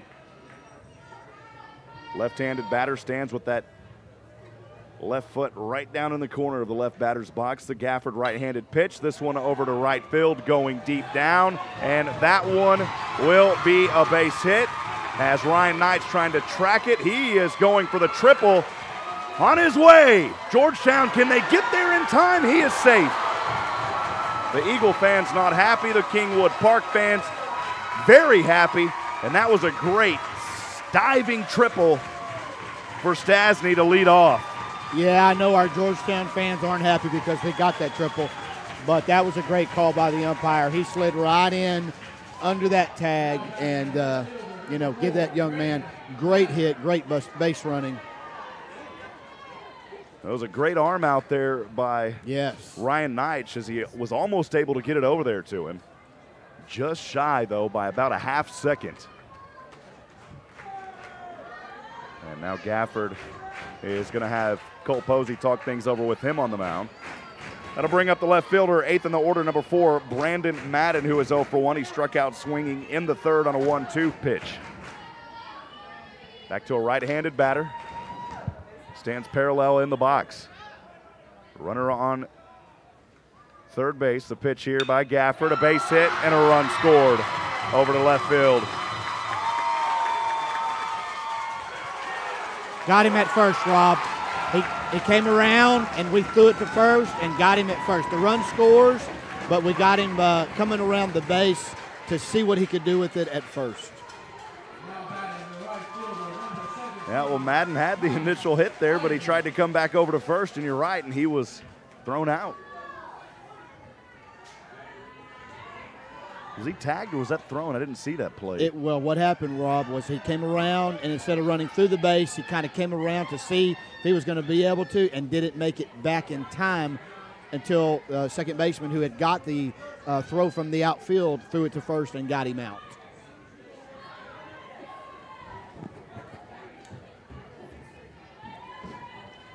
Well, he's still credited with the hit out there, but he's tagged out on the 6-3.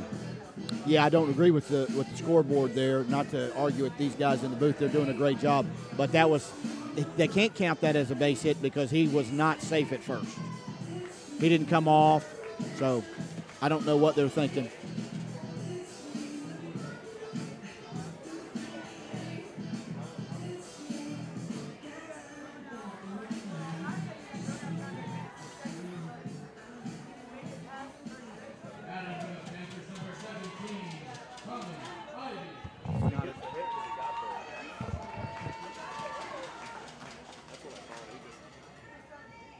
Yeah, he got the hit. That's how it works. He got the hit, but he tried to go around a second, and that's why if you turn the curve once you get there, that's the hit. But you can't, if you run through it, you're fine. But what he did is he tried to come back and go to second, and that's why it's called the way it is. Okay, I'm learning too. 0-1 the pitch here on the way. Looking for the bunt here to Tommy Ivy. And a 1-3 put out for the second out on Ivy. Runner is out too, so we're at 2-out territory now here. Yeah, that's good that we got that man at first out, even because he tried to come around. That was a pretty good bunt, probably would have got him over to second, so bases are cleared now for 2 outs. Back to the top of the order, the second baseman, number 3, Matthew Burke. Pitch on the way to Burke. This one over to the shortstop, Cole Posey, and running motion on a 6-3 ground out for the third out. Well, Georgetown did not allow a rally to start happening, and that's what you worry about when you start seeing some rhythm. They put a stop to it, though, but not before 1 run was scored on 1 hit. There was no errors and nobody left on. We're through 5, top of the 6 upcoming. Don't go anywhere, folks. Georgetown Eagle baseball continues in just a few moments.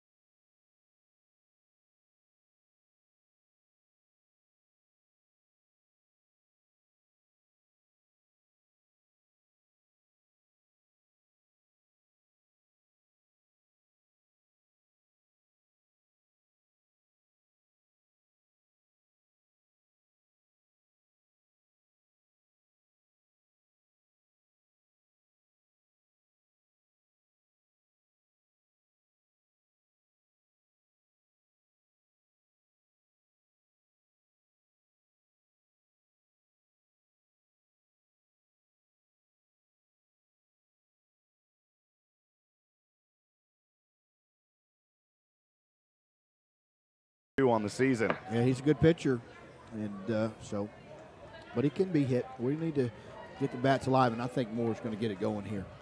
Colmore, the left-handed batter for Georgetown, off the right-handed pitching of Bresco. On its way, too far outside, 1-0.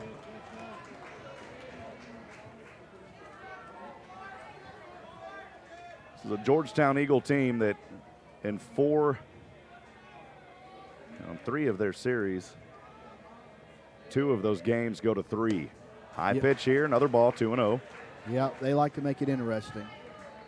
Pull it out, game 3, but we'd like to not have that happen tonight and get this victory tonight. Let these boys, young men, enjoy their Memorial Day weekend, but we'll see what happens. 2-0.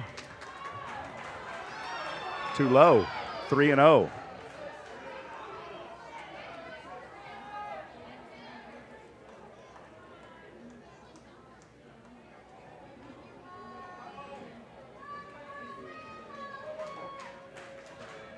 Next pitch on the way, too far outside. 4 pitches result in another base on balls. Cole Moore, the leadoff walk for Georgetown here in the top of the 6th.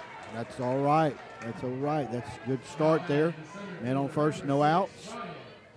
Don and Beth Turner listening from Brownwood, wishing the best for their Eagles, and their grandson Wesley Dixon saying appreciate the broadcast. We appreciate the Turner family. Thank you for joining us tonight on SHN Sports. If you've got a shout out, you can reach us at text message. Text message only. Do not text and drive. We need to make sure we let you know that. 512-522-9105. Text line only, 512-522-9105. We appreciate you joining our broadcast. I know there's paid alternatives out there. This one, of course, free, so thank you for being a part of our broadcast here on the audio only.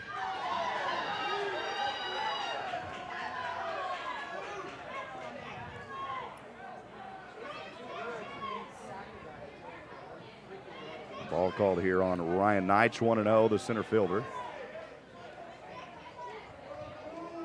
John Wilson.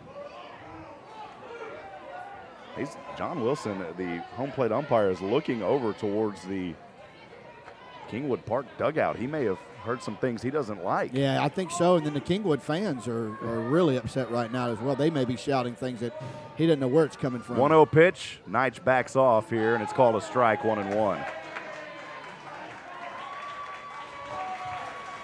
Called strike and makes the Kingwood fans happy again. It's amazing how quickly you can turn around. What happened there, Neitch, he was looking at bunt, but he stepped out of the box, too, on that pitch. Yes, that's a strike automatic every time. Trying to pick attempt here as Bresco goes over to Clay Sal at first. The base runner for Georgetown, Cole Moore, safe. And did Jared Ross come back in? He did for Cole Moore. That's Jared Ross back out there for Cole Moore. Good wheels on Ross, the 2. Pitch here. That looked way close inside, and it's called a strike.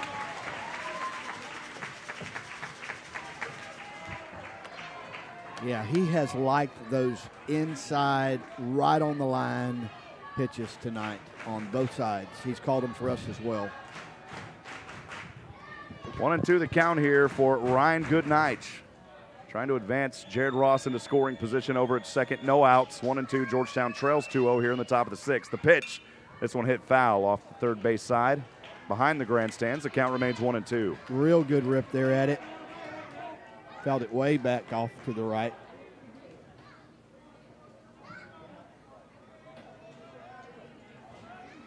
Jared Ross leading off by about 5 or 6 feet there at first base. That's about all they're going to give him tonight. 1-2 pitch, too far outside. Even count, 2-2. Good eye there by Ryan Goodnight. Goodnight being real patient there, laying off that sinker.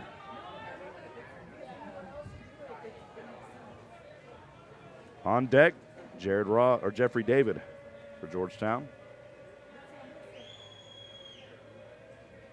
Again, a pick attempt on a 1-3. Jared Ross safe there at first.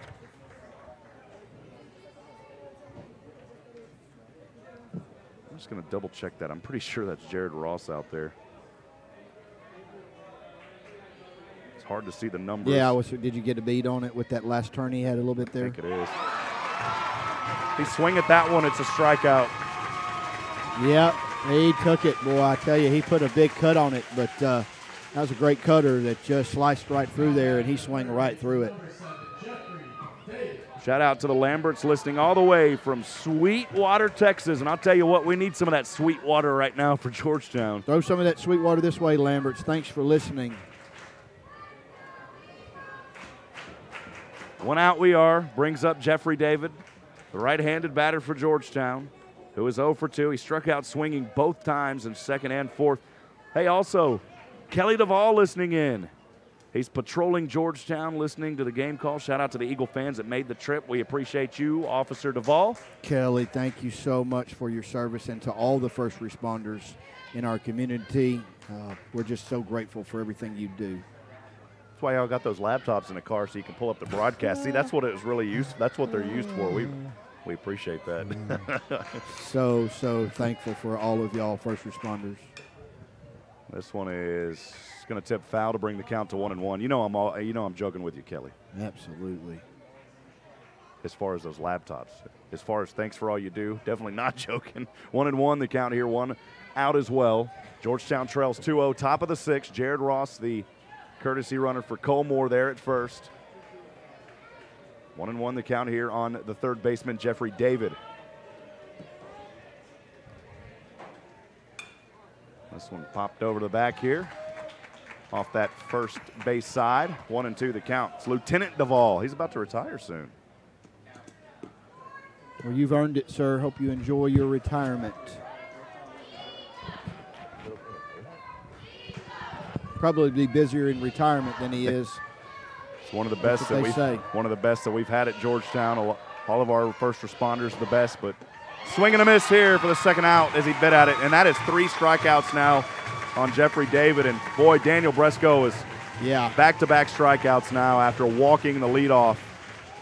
Georgetown's got to get something going here. We're in 2-out territory. It brings up the designated hitter, Logan Drake, who's 0 for 2 this afternoon. Bresco is throwing some nasty, nasty cutters there and some great balls with movement on it, and we're biting on them, but he's throwing great pitches, and so it's not like we're swinging at just horrible pitches. It's just great movement, and it's getting us.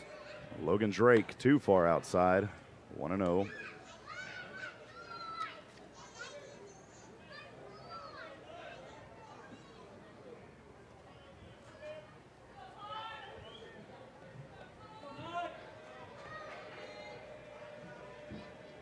One-0 pitch. Logan swung and missed. 1-1. It's like that one right there, boy. Just a beautiful, beautiful curveball. Cutting in on him.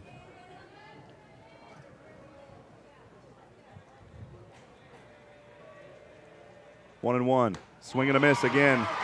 1-2. Logan not happy with himself. Inside, outside cutter there. Got him.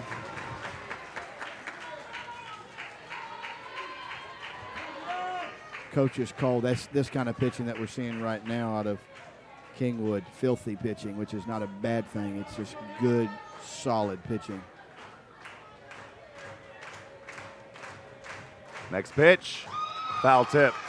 Count remains 1-2 as Logan tries to battle here. He's having fun out there, too, Bresco. He's got a big smile on his face, having fun. And that's what you're supposed to be doing. Doing what you do.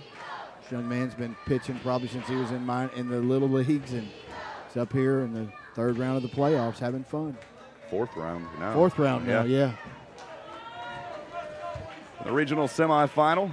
Thanks for joining us here. Game 2. Georgetown trying to figure a way to come back and win the series. And they don't want to play a Game 3, but they got to get some positive juice right now. Kingwood Park sure is playing like they want to and pitching like they want to play a Game 3. That's for sure. Next one hit foul into the dirt there, or into the artificial turf off the third base line. The count remains 1-2. Drake battling here, trying to advance his runner into scoring position. 1-2, 2 outs. Georgetown trails 2-0 here in the top of the 6th.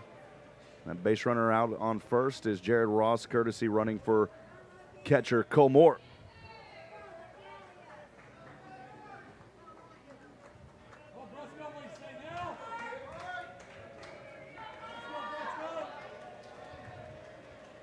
Bresco the 1-2. Logan Drake swung and missed. Back-to-back-to-back strikeouts after a leadoff walk. Bresco coming alive for Kingwood Park, and for Georgetown, no runs, no hits, no errors, and one left on, and the Eagles have got to find some substance. What do you say? That's just great pitching from Bresco, you know. You can't take it away from that young man. He came out this inning and just pitched a very good inning of baseball right there. We're through 6.5. Bottom of the 6th we go. Georgetown trails 2-0. Back on the defense are the Eagles here in just a few moments. Leading off will be the top of the order for Kingwood Park, well, second in the order. The center fielder, number 1, Bryson Jackson, who is 0 for 2 this afternoon. Gafford will, of course, remain on the mound. He's had a good defensive game here. He has. We'll step aside and take a quick break. Georgetown Eagle baseball continues in a few moments.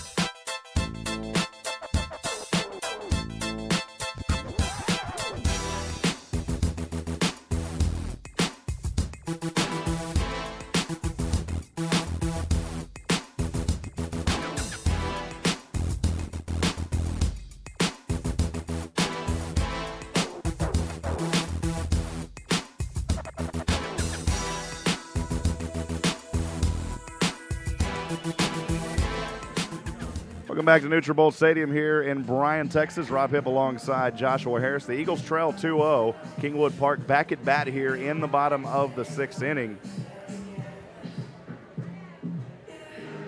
And Georgetown's only got 3 more outs here on the offense. They've got to protect on defense, and they've only got 3 more outs to work with. Still some hope, though, for the Eagles. The defense has to do their part, though, right here. You're right, and here comes Jackson, who is your TCU football commit.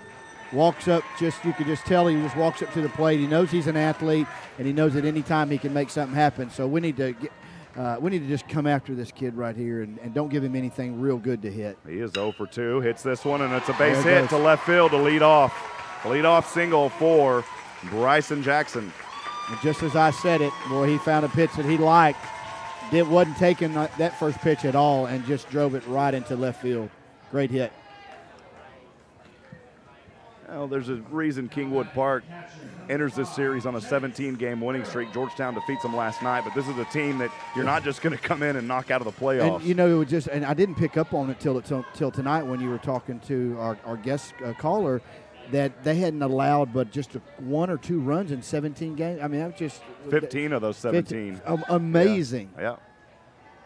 That they came under the radar with that kind of those kind of statistics. That's just, so this Kingwood team can play ball, that's for sure. And they're showing tonight, hey, we're going to take this game to 3 if at all possible.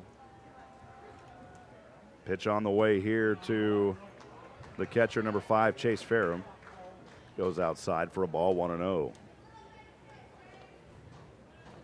I grew up in the Houston area, and Kingwood is such a beautiful, beautiful area. They have so many neighborhoods. I mean, it's just a huge district. All these kids play together growing up since they're small, and all the little league teams. And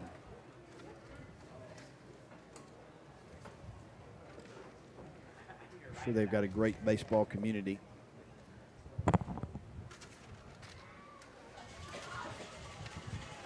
A little bit of delay here while our batter runs over and just gets a word from the coach. Headed back to the box now. I beg your pardon, the game tomorrow is at 7:30. 7:30, first pitch. Yep, I got that on my phone just in case we were going to it. But pitch on the way here, too low. 2-0 the count. Well, I thought it was at 1. I actually ended up getting a hotel here tonight just in case. Oh, yeah, I was aware because I'm going to have to check out over there. Maybe I get a late checkout. You didn't go to that same one. Oh, yeah, man. Yeah. He's so tough. That's my boys over there, man. This one over to right field. And it's catchable. No, it goes at the last minute into the grandstands. The count 2-1 here on Chase Ferrum. Yeah, well, man. Hopefully you'll have some better neighbors here tonight.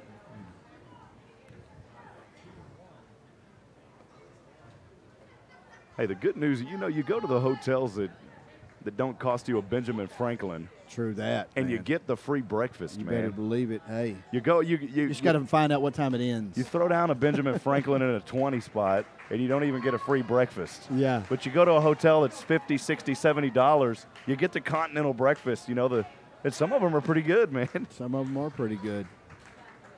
I like the ones that at least offer you eggs and things like that, even if they're boiled, you know. I have to go to those because Benjamin Franklin's not my friend. You know, he doesn't hang out with me on my wallet like he used to. Yeah. Well, you got a lot of businesses you're getting going. 2-1, another base hit to right field, and boy, that one is going to go way down to the corner. That's going to be another run coming in. Yeah, you're not going to get Jackson with that kind of speed. Jackson will come in and score the third run, and a stand-up double for Chase Ferrum. Yeah, that young man Jackson, you can tell he's going to be a wide receiver or a safety or something because he can really move. No outs here. Georgetown trails 3-0. We talked about they had to protect on defense, and they have not. Still time here for the Eagles, but they have got to start getting some outs, and the offense has got to find a way to come alive. Yep. Brings up Ryan Long, who struck out both times. First time swinging, the next time looking in the first and fourth, respectively. Yeah, fourth in the order, cleaning up the right-handed batter. Go right at him. And pitch on the way. The bunt goes foul off the third base line. You get you another runner in scoring position is Chase Ferrum after that stand-up double moments ago. Also the RBI that brought in Bryson Jackson. You talk about the stakes tonight, and Kingwood Park has been the one cooking. Yeah, we forgot the starter fluid tonight, I believe, at least up to this point. But like I said, anything can happen with the 3 outs we've got left as well. We just can't allow any more bleeding right here. We need to stop it up and get out of this inning.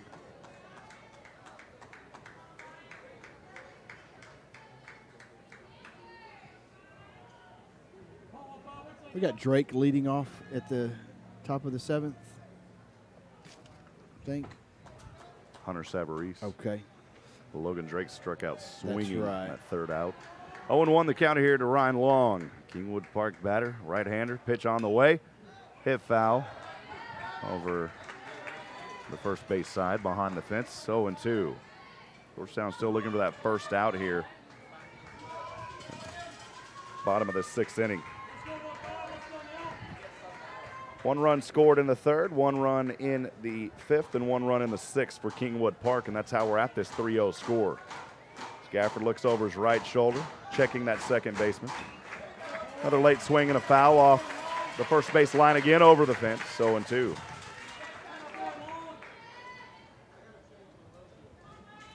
Ryan Long battling here.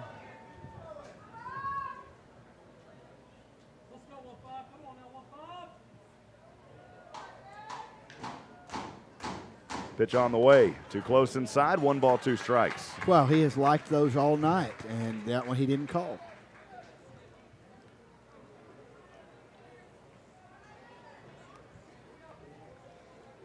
One, 2. Georgetown trails 3-0 here in the bottom of the 6th inning.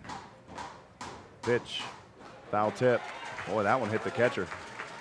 Swung around on that, and that bat hit Cole Moore, and he's going to take some time to shake this one off. Yeah, that one caught Moore pretty good. I believe more in the head, but I don't know where it was up high. He's kind of favoring that. Yeah. Well, he's not really favoring anything. It may have hit him up near the head area. That's why he got the mask. Maybe the neck or something. I mean, it was definitely up higher. He took a shot. Yeah. Shaking it off, catching his breath. That mask protects, but boy, if it gets caught up on the neck area, rolls up that chest guard, it's tough. The catchers, boy, I have a lot of respect for them. They've got the pitchers lead the game, but man, these catchers, it's not an easy thing to just even kneel like that all night long the way they have to. Yeah. Pitch on the way. Foul tip again. Hit it foul. The back of the net. The count remains 1-2 for Ryan Long. On deck is Clay Sowell, who is 0 for 1. Popped one up to the When we talk about the catchers, third how'd you like to have a man throwing the ball, 70 to 95 miles an hour at you all night long? I have a lot of respect for catchers. 1-2 pitch. Tip foul. Oh, wow. heard the bat. Got him. Yeah, he caught it. Tip foul out. Yeah, tip foul and it went to the back of the. That's right. We'll take it. Swing and a miss. For the first out. We will take that one. That'll bring 5th in the order, the first baseman, number 10, Clay Sowell. Conference taking place on the mound for the Eagles. And this is Coach Adam Foster talking things over. Haven't seen Dusty Brindley coming in run up to the mound, but we will have a new pitcher. Yeah. And that looks like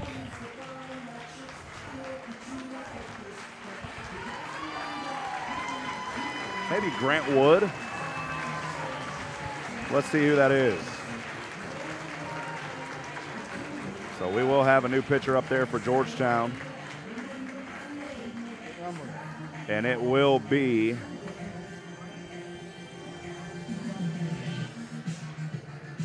those numbers are so hard to see. No, he's down second still. He's just over there talking. I think. Number 3 is who we have on the mound for Georgetown. That's Brooks Hancock. Did man advance to third, or is he just talking to him? Not sure. Brooks Hancock.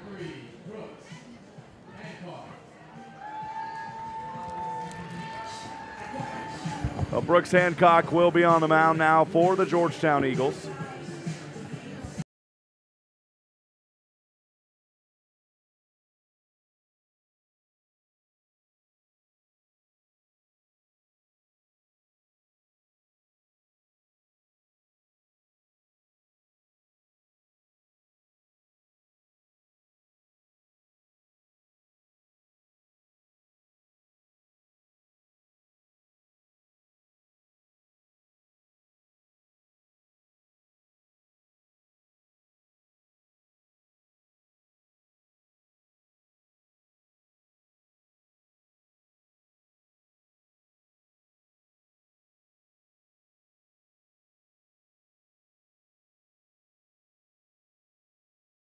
Effort 5 1/3 here. 63 pitches will be his final count tonight. Great teamwork. Allowing 3 hits tonight here in the box.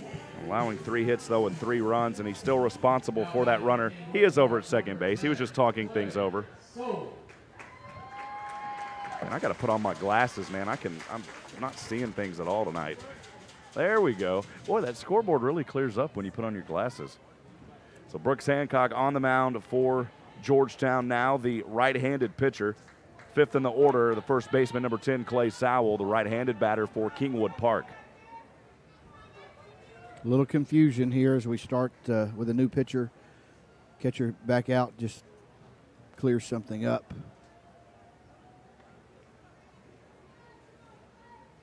Ready to get going now. Well, Brooks Hancock takes the mound for Georgetown, as we've said moments ago.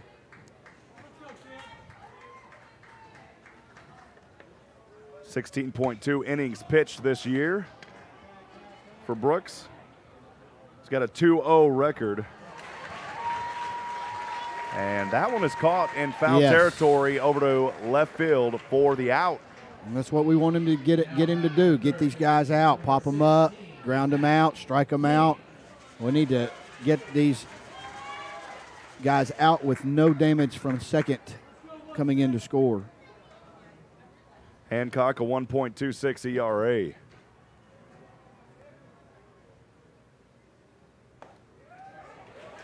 Very liked that one. Right on that corner inside. Matt King at bat now for Kingwood Park. He's 0 for 2 this afternoon. 2 outs for the Panthers. 0-1 the count. The pitch on the way, too low. 1 ball and 1 strike here. On second base is Chase Ferrum, who had that stand-up double that also the RBI for Bryson Jackson to bring him in for the 3rd run. Georgetown trails 3-0 here in the bottom of the 6th. Brooks looks over his right. This pitch, low and in the corner, too close. It's kind of a toss-up, you know, no disrespect tonight, but it's been a toss-up on those pitches. Yeah, absolutely. We've seen it hit that zone numerous times, and you flip a coin and you can pick whether it's a strike or not. 2-1 delivery. This one over to right field. That's a base hit and another run scored. I mean, he put that ball exactly where you got to put it in that left-hand corner or in that right-hand corner. Ferrum comes in and scores. A stand-up double for Matt King. An RBI, and it's a 4-0 Kingwood Park lead. This one is getting out of hand for Georgetown now, allowing 2 runs here in the bottom of the 6th inning. Yeah. Man on second again. So Gafford will be responsible for that runner who just came in and scored. Designated hitter, 7th in the order, number 8, Kyle Stasny. He had the triple diving in the 5th and came around and scored. Pitch on the way to Stasny, too close inside. 1 ball and no strikes. Kingwood Park not going away tonight. They are dead set on sending us into Game 3 on Saturday. Well, this is something that you talk about, too. In high school, the coaches can pick in either a 1 or a 3-game series, and if they don't agree, they'll flip for it here on a 1-0. That one called a strike. It's the coin flip call. We'll take it, but it's something we've been fortunate all season to have. Every series is a 3-game series. That's something that I think you should have. I don't like the 1-game series. It doesn't really show what you can do. This one is going to hit over to the second baseman, Seaback. Yep. And on a routine 4-3 ground out over to Hunter Savarese. That'll do it, but not before the damage is done in that inning. 2 runs scored. Those 2 runs coming on 3 hits. There were no errors and 1 left on base. Georgetown's got their work cut out for them, trailing 4-0 here as we go into the top of the 7th. The final 3 outs for the Eagles, and it's the bottom 3 in the order. Hunter Savarese, Noah Thompson, and Luke Seaback. Hunter is 0 for 2. Noah Thompson is 0 for as he reached on a walk both times, and Luke Seaback is 0 for 1. So really the bottom of your order has split with the top. Cole Posey is the only other Georgetown Eagle with a hit tonight. Luke Seaback with a hit. You know, both of Georgetown's hits, their only hits coming in that 5th inning. I got a feeling as you talk to the coach tonight, depending on how this last 3 outs goes, he's going to say what he said last night. We just didn't hit the ball, and, you know, just is what it is. So, but we're going to keep our Eagle Blue mojo going. We've seen so many great things happen from this Eagle team. When nobody thought they could pull it out, they have. And so I'm not going to call this ball game over until I'm pulling out of the parking lot here in just a little bit, one way or the other. So maybe a long bit. I wouldn't mind. It's 8:56 right now. Hey, if we push this to 10 o'clock tonight, that's a good sign. I wouldn't mind tying it up right here, and you could probably share how things go with extra innings and stuff like that in high school baseball. But let's get there first. Well, we've seen Georgetown rally before. We saw it against an Ennis team where Noah Thompson hit one out. That one almost dropped. They ended up losing the game, but that was still a moment for the Eagles to find their way back in that last inning. Can they do the same here, and can they overcome it? Trailing 4-0. The odds stacked against them. Now batting for Georgetown, the first baseman, number 25, Hunter Savarese. We'll see what Hunter Savarese can do here for Georgetown. Yep. I love that Eagle fans, boy. They're cheering him on. The first pitch, though, is a strike on the fastball as he looked at it, 0-1.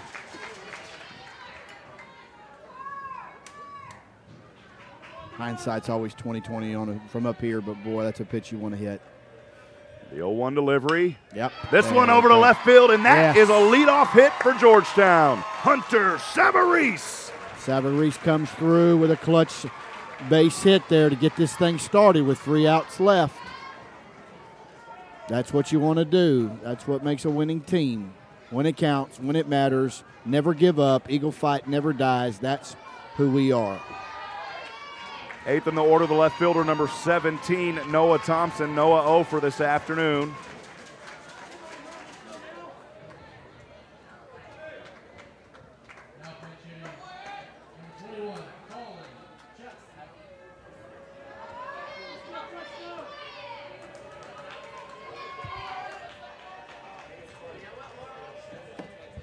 Pitch on the way. Fastball for the strike. 0-1. You looked at it. Looked at that one, too. You got to wonder if the coach is telling him to take the first pitch, because those were 2 identical first pitches for these 2 batters that started this inning. 0-1 for Noah Thompson, trying to pick to Savarese on a 1-3, and he's safe. Savarese is a tall man, and there goes that base moving again. He tells the umpire over there at first Kenny Smith. He's like, man, lock this thing down. I'll bring some of that Gorilla Glue, and we'll glue it to the turf. Duct tape will fix anything, I tell you. Unless it's duct tape from the dollar store. Yeah. Boy, that stuff. Don't get the dollar duct tape. No adhesive whatsoever. 0-1 again trying to pick, and again he's safe as he dives. So he moves the base back. Tell you what. I've never seen anything like this. I mean, I love this stadium. This is the most beautiful stadium. I have been watching baseball since I was a kid, and then my kids have played. I've never seen bases move like this ever. And we've played on some crazy, crazy fields in Little League and things like that. So, anyway. Top of the 7th, Georgetown trails 4-0. The pitch here. Called a ball. And, I mean, that looked just like the first pitch. 1-1 the count here on Noah Thompson, the left fielder for Georgetown, as they trail 4-0 down to their final 3 outs here. But they do have a base runner. On first is Hunter Savarese with that leadoff single moments ago. The 1-1. Called a ball, 2-1.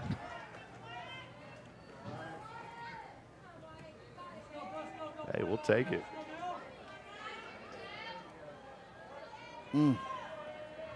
2-1 count, no out. Savarese on 1 for Georgetown as they try to rally here. Pitch on, hit over to the shortstop. And a double play. Called late. That was called very late. Boy, he had to think about that. That was very close, but, and I know I'm an Eagle fan, but I think he was there.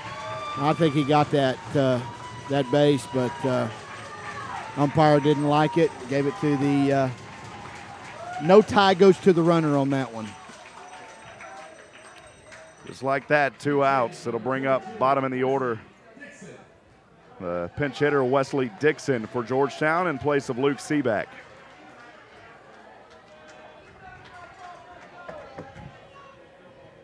Pitch on the way. Oh, goodness. Called a strike. The kettle stays open 24 hours. 0-1 outside. 1-1. You don't got to rush it. You know what I mean, Joshua? Yeah, you don't have to rush it. I think he's had that barbecue pit's been grilling here, them hot dogs and things behind us, and that's probably working on him. 1-1, swing and a miss. Don't make it any easier on him.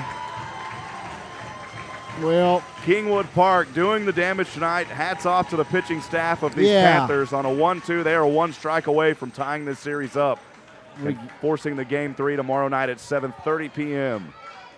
Kingwood Park has played a heck of a baseball game tonight. You take anything away from these Kingwood Park players. They've played well, and they've come to tie it up. Get off the first base side into foul territory. 1-2 here for Wesley Dixon. Next delivery. Foul tip. Stayed alive there. Got a piece of that. Went into the back of the rock behind home plate. 1-2 it remains as Dixon battling here. If he can get a hit, Cole Posey on deck, who is 1 for 1 this afternoon.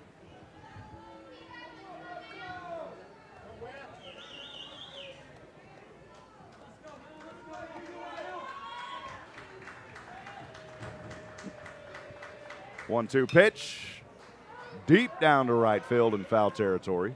1-2 the count remains.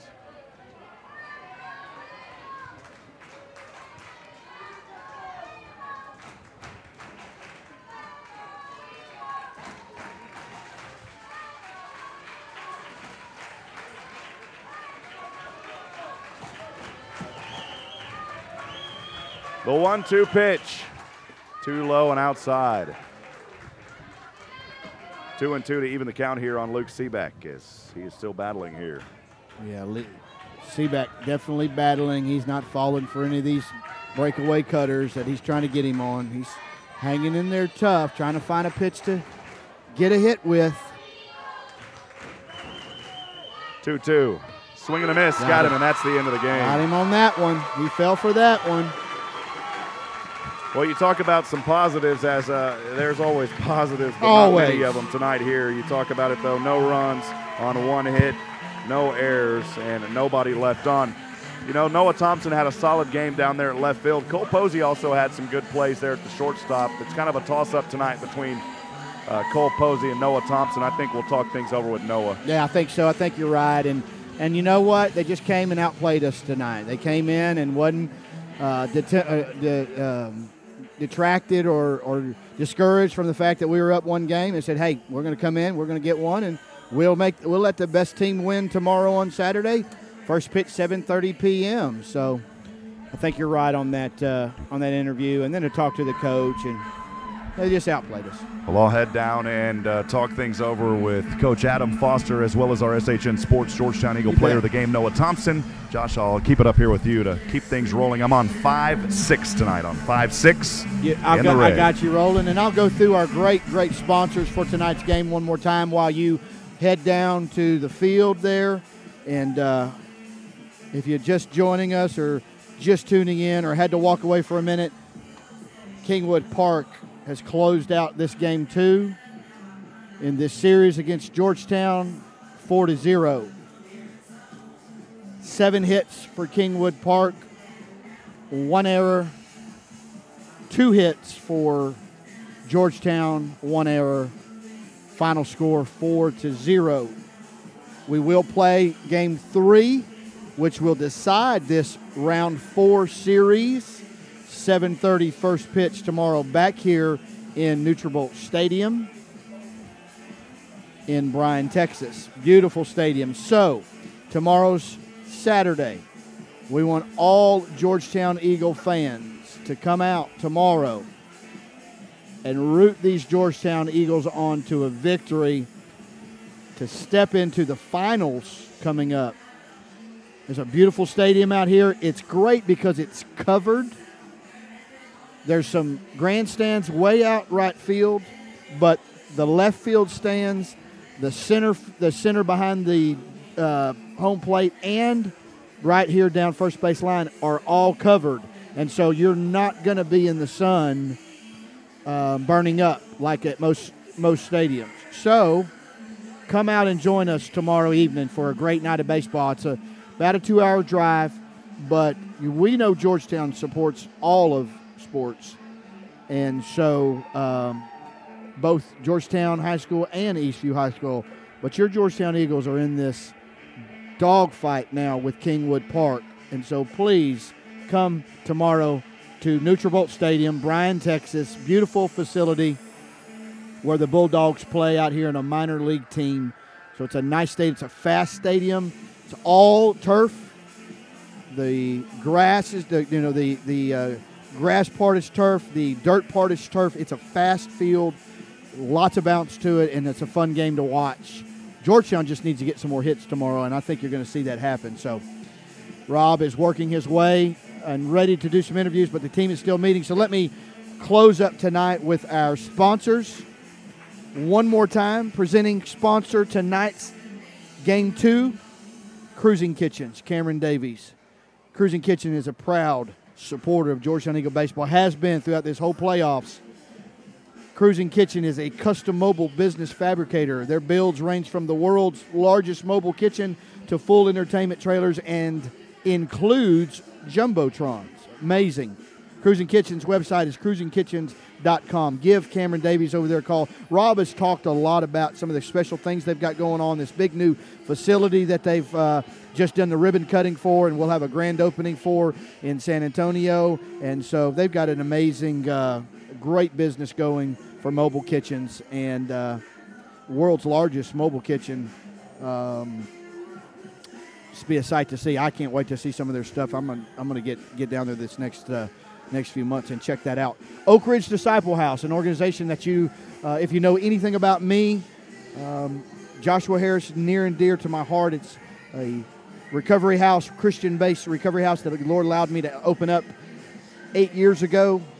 We have another location we opened up 5 years ago in Conroe. Our Oak Ridge is out of Florence. We help men 18 and up who are struggling, broken from drug addiction, alcoholism, and even poor choices not all of our guys that come have drug and alcohol problems. They just got life stuff. They're just going nowhere. I even had a man graduate a few years ago. He only came, didn't have a drug problem, because he just quit everything he started, and he was tired of quitting.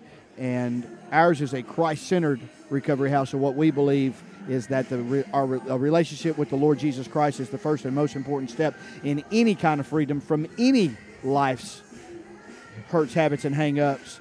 And then we build a relationship with ourselves and the relationship with others. And so God, ourselves, and others. And once you get those in line, man, great things can happen. And I'm a walking testament of that. 13 years ago, I went to a place like we have today, and it literally changed everything in my life. The way I saw life, the way I saw myself, all my hurts from my childhood, everything was absolutely radically changed by God's grace and mercy. And so I want to help anyone that you know. We also have opportunities for women as well. So if you have a woman that you would like to help but don't know where to go, give us a call, 512-905-2111, oakridgeDisciplehouse.com. Rob is ready with his player for the game. Go ahead, hey, Josh, Rob. You got me up there in the booth. Thumbs up.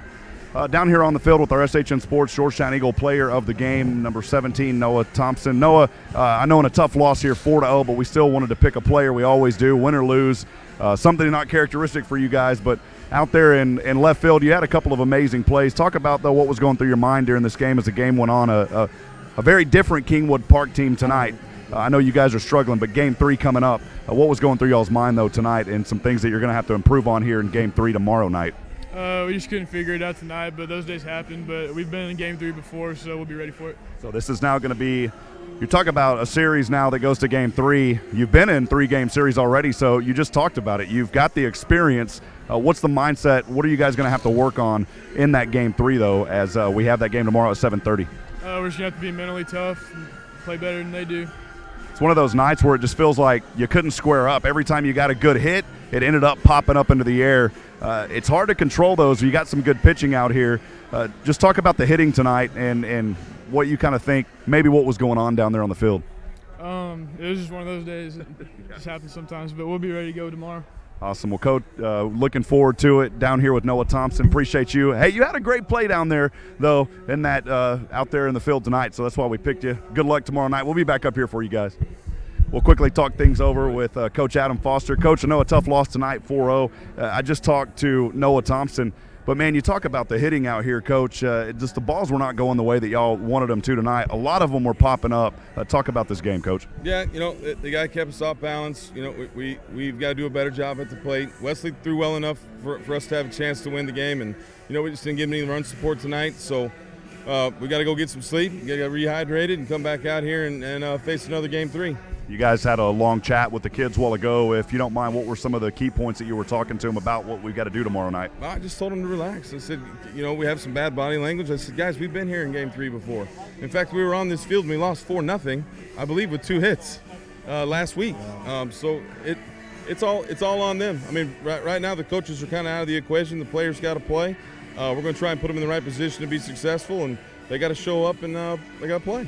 Well, Coach, this was a defensive battle early on throughout the game, but then Kingwood Park finally started getting some hits. You talked about it. You're in the 4th round, but 2 of those previous series you went to Game 3, so it's not unfamiliar. It's not unfamiliar territory that you're entering in.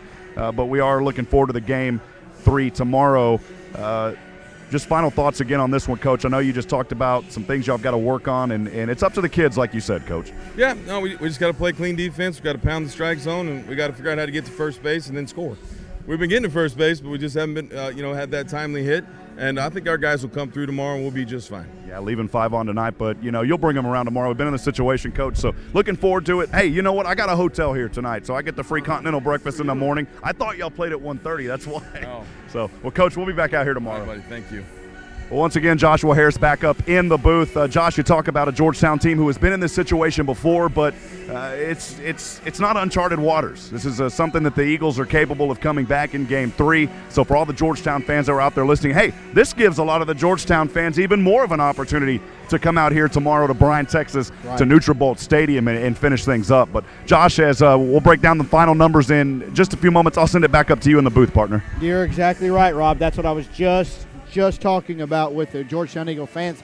Gives them an opportunity to come out tomorrow and support these Eagles. And we've been here before.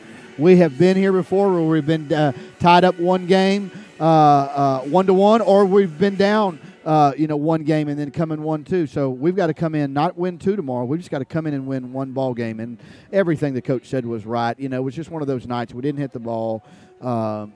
Pitching was fair, but they just got they got 7 hits against our 2 and scored 4 runs, and we didn't get across the plate. And so I believe with all my heart, though, Eagle fight never dies. We're going to change that tomorrow. Come out and support these Eagles, and it's going to be a fun day of baseball. Actually going to have most of your Saturday to kind of do your own thing and then head this way probably around 4:30. Get here by about 6:30, get settled in. Got a great little concession stand here, and it's a great stadium. Like I said, covered. And I talked a lot about the sun, but you're only going to have sun for probably about an hour tomorrow. But it's covered anyway, and so it's nice and cool because it's covered, especially when the sun goes down as well, so you're not going to be burning up. So come and support. We're all going to be here, and it's going to be a fun evening of baseball. 7:30 first pitch tomorrow, Game 3 against Kingwood Park. Rob is back up in the booth here while he's getting ready. I'll just continue to finish up this last round. Texas Traditions Roofing. Mike Strahan, or Wes Strahan and Mike Pickle over there, proudly supporting Eagle Baseball. They'll be supporting tomorrow, I'm sure. Commercial and residential roofing repair and replacement. Texas Traditions Roofing is online at texastraditionroofing.com. Gateway Mortgage Group, Matt Morrow, focusing and specializing in communities, families, and homes. Gateway Mortgage Group is online at borrowfrommorrow.com. Program Insurance Group, Doug Groves, supporting Eagle Baseball. Business insurance is their specialty. Give them a call and look them up. Website is pigbcs.com.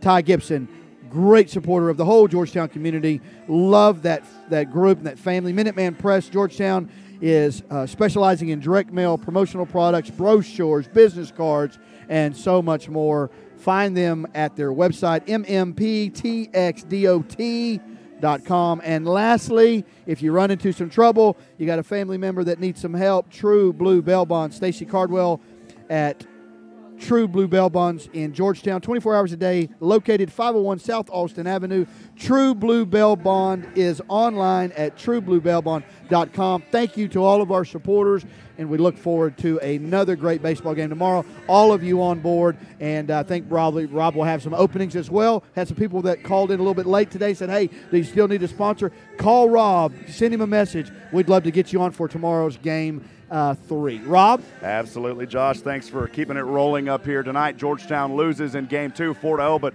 as Coach Foster said, they've been in this situation before on this same field, and we'll see if they can come back and rally tomorrow. I've got all the positive energy and the thoughts in the world for these kids. Hats off to Kingwood Park, though. Those kids played outstanding, the pitching staff and more. The final totals tonight, your Georgetown Eagles as a visiting team, no runs on 2 hits. They commit 1 error. But then you talk about Kingwood Park. Wow, 4 runs on his 7 hits. Yeah. Committing 1 error. Gafford didn't have a bad night on the mound. It was just the night for Kingwood Park. And Georgetown will be back out here. They've been in this situation before. That's the good news. They've already had 2 other Game 3s. They've won both of those. So tomorrow Georgetown's going to come in here. And we saw the response in the last game. They knocked it out of the park. They don't even – this doesn't faze them. They're not nervous. They're not scared. It's not like they got to come in like we did before and have to win 2 games. We're coming in and have to win 1. They're going to come in confident. They're going to go home, like you said, get hydrated, get ready, and they're going to come in and do it tomorrow and get Game 3. And here we go off to the next round. That's what we're believing in because we believe in this Georgetown Eagle baseball team. Hey, I have to do it. I want to shout out to my pastor, Joe Champion. Saw him down there with his wife, Lori. Wonderful folks at Celebration Church and all the good work that they do through the community. It was an honor because all the Champion boys were here tonight. Of course, Jackson in Georgetown, he's the life energy of Georgetown athletics, if you will. And then love it. Mason Champion knew Mason when he was younger, and then also Connor in the house tonight. So a shout out to the Champions. We appreciate all that you guys do for Georgetown as well. Josh, real quick, final thoughts before we wrap up here. Well, just like it's been said, it was just one of those nights where we didn't get the hits that we needed, so we couldn't get the runs that we needed. The pitching wasn't bad. I mean, he always does a great job. But, we're going to get home, get a good night's rest, be in this park tomorrow about 6 o'clock, And like I told you, it's a very beautiful. If you hadn't been here, you're not going to be hot. You're not going to be uncomfortable. It's all covered up. The sun's only going to be up for probably about 30, 45 minutes, an hour at the most. Yeah. Once that first pitch at 7:30, you're going to want to be here tomorrow night. And so God bless you. Have a great night. Rob, as always, man, thanks for letting me be a part of this, for teaching me so much about this world of color commentary. I've had a blast, and I look forward to tomorrow. Hey, appreciate you as well, all of our wonderful sponsors. I'm Rob Hipp for Joshua Harris, David England running scoreboard for us. Emily England, the iReporter here in the house as well. We appreciate Emily.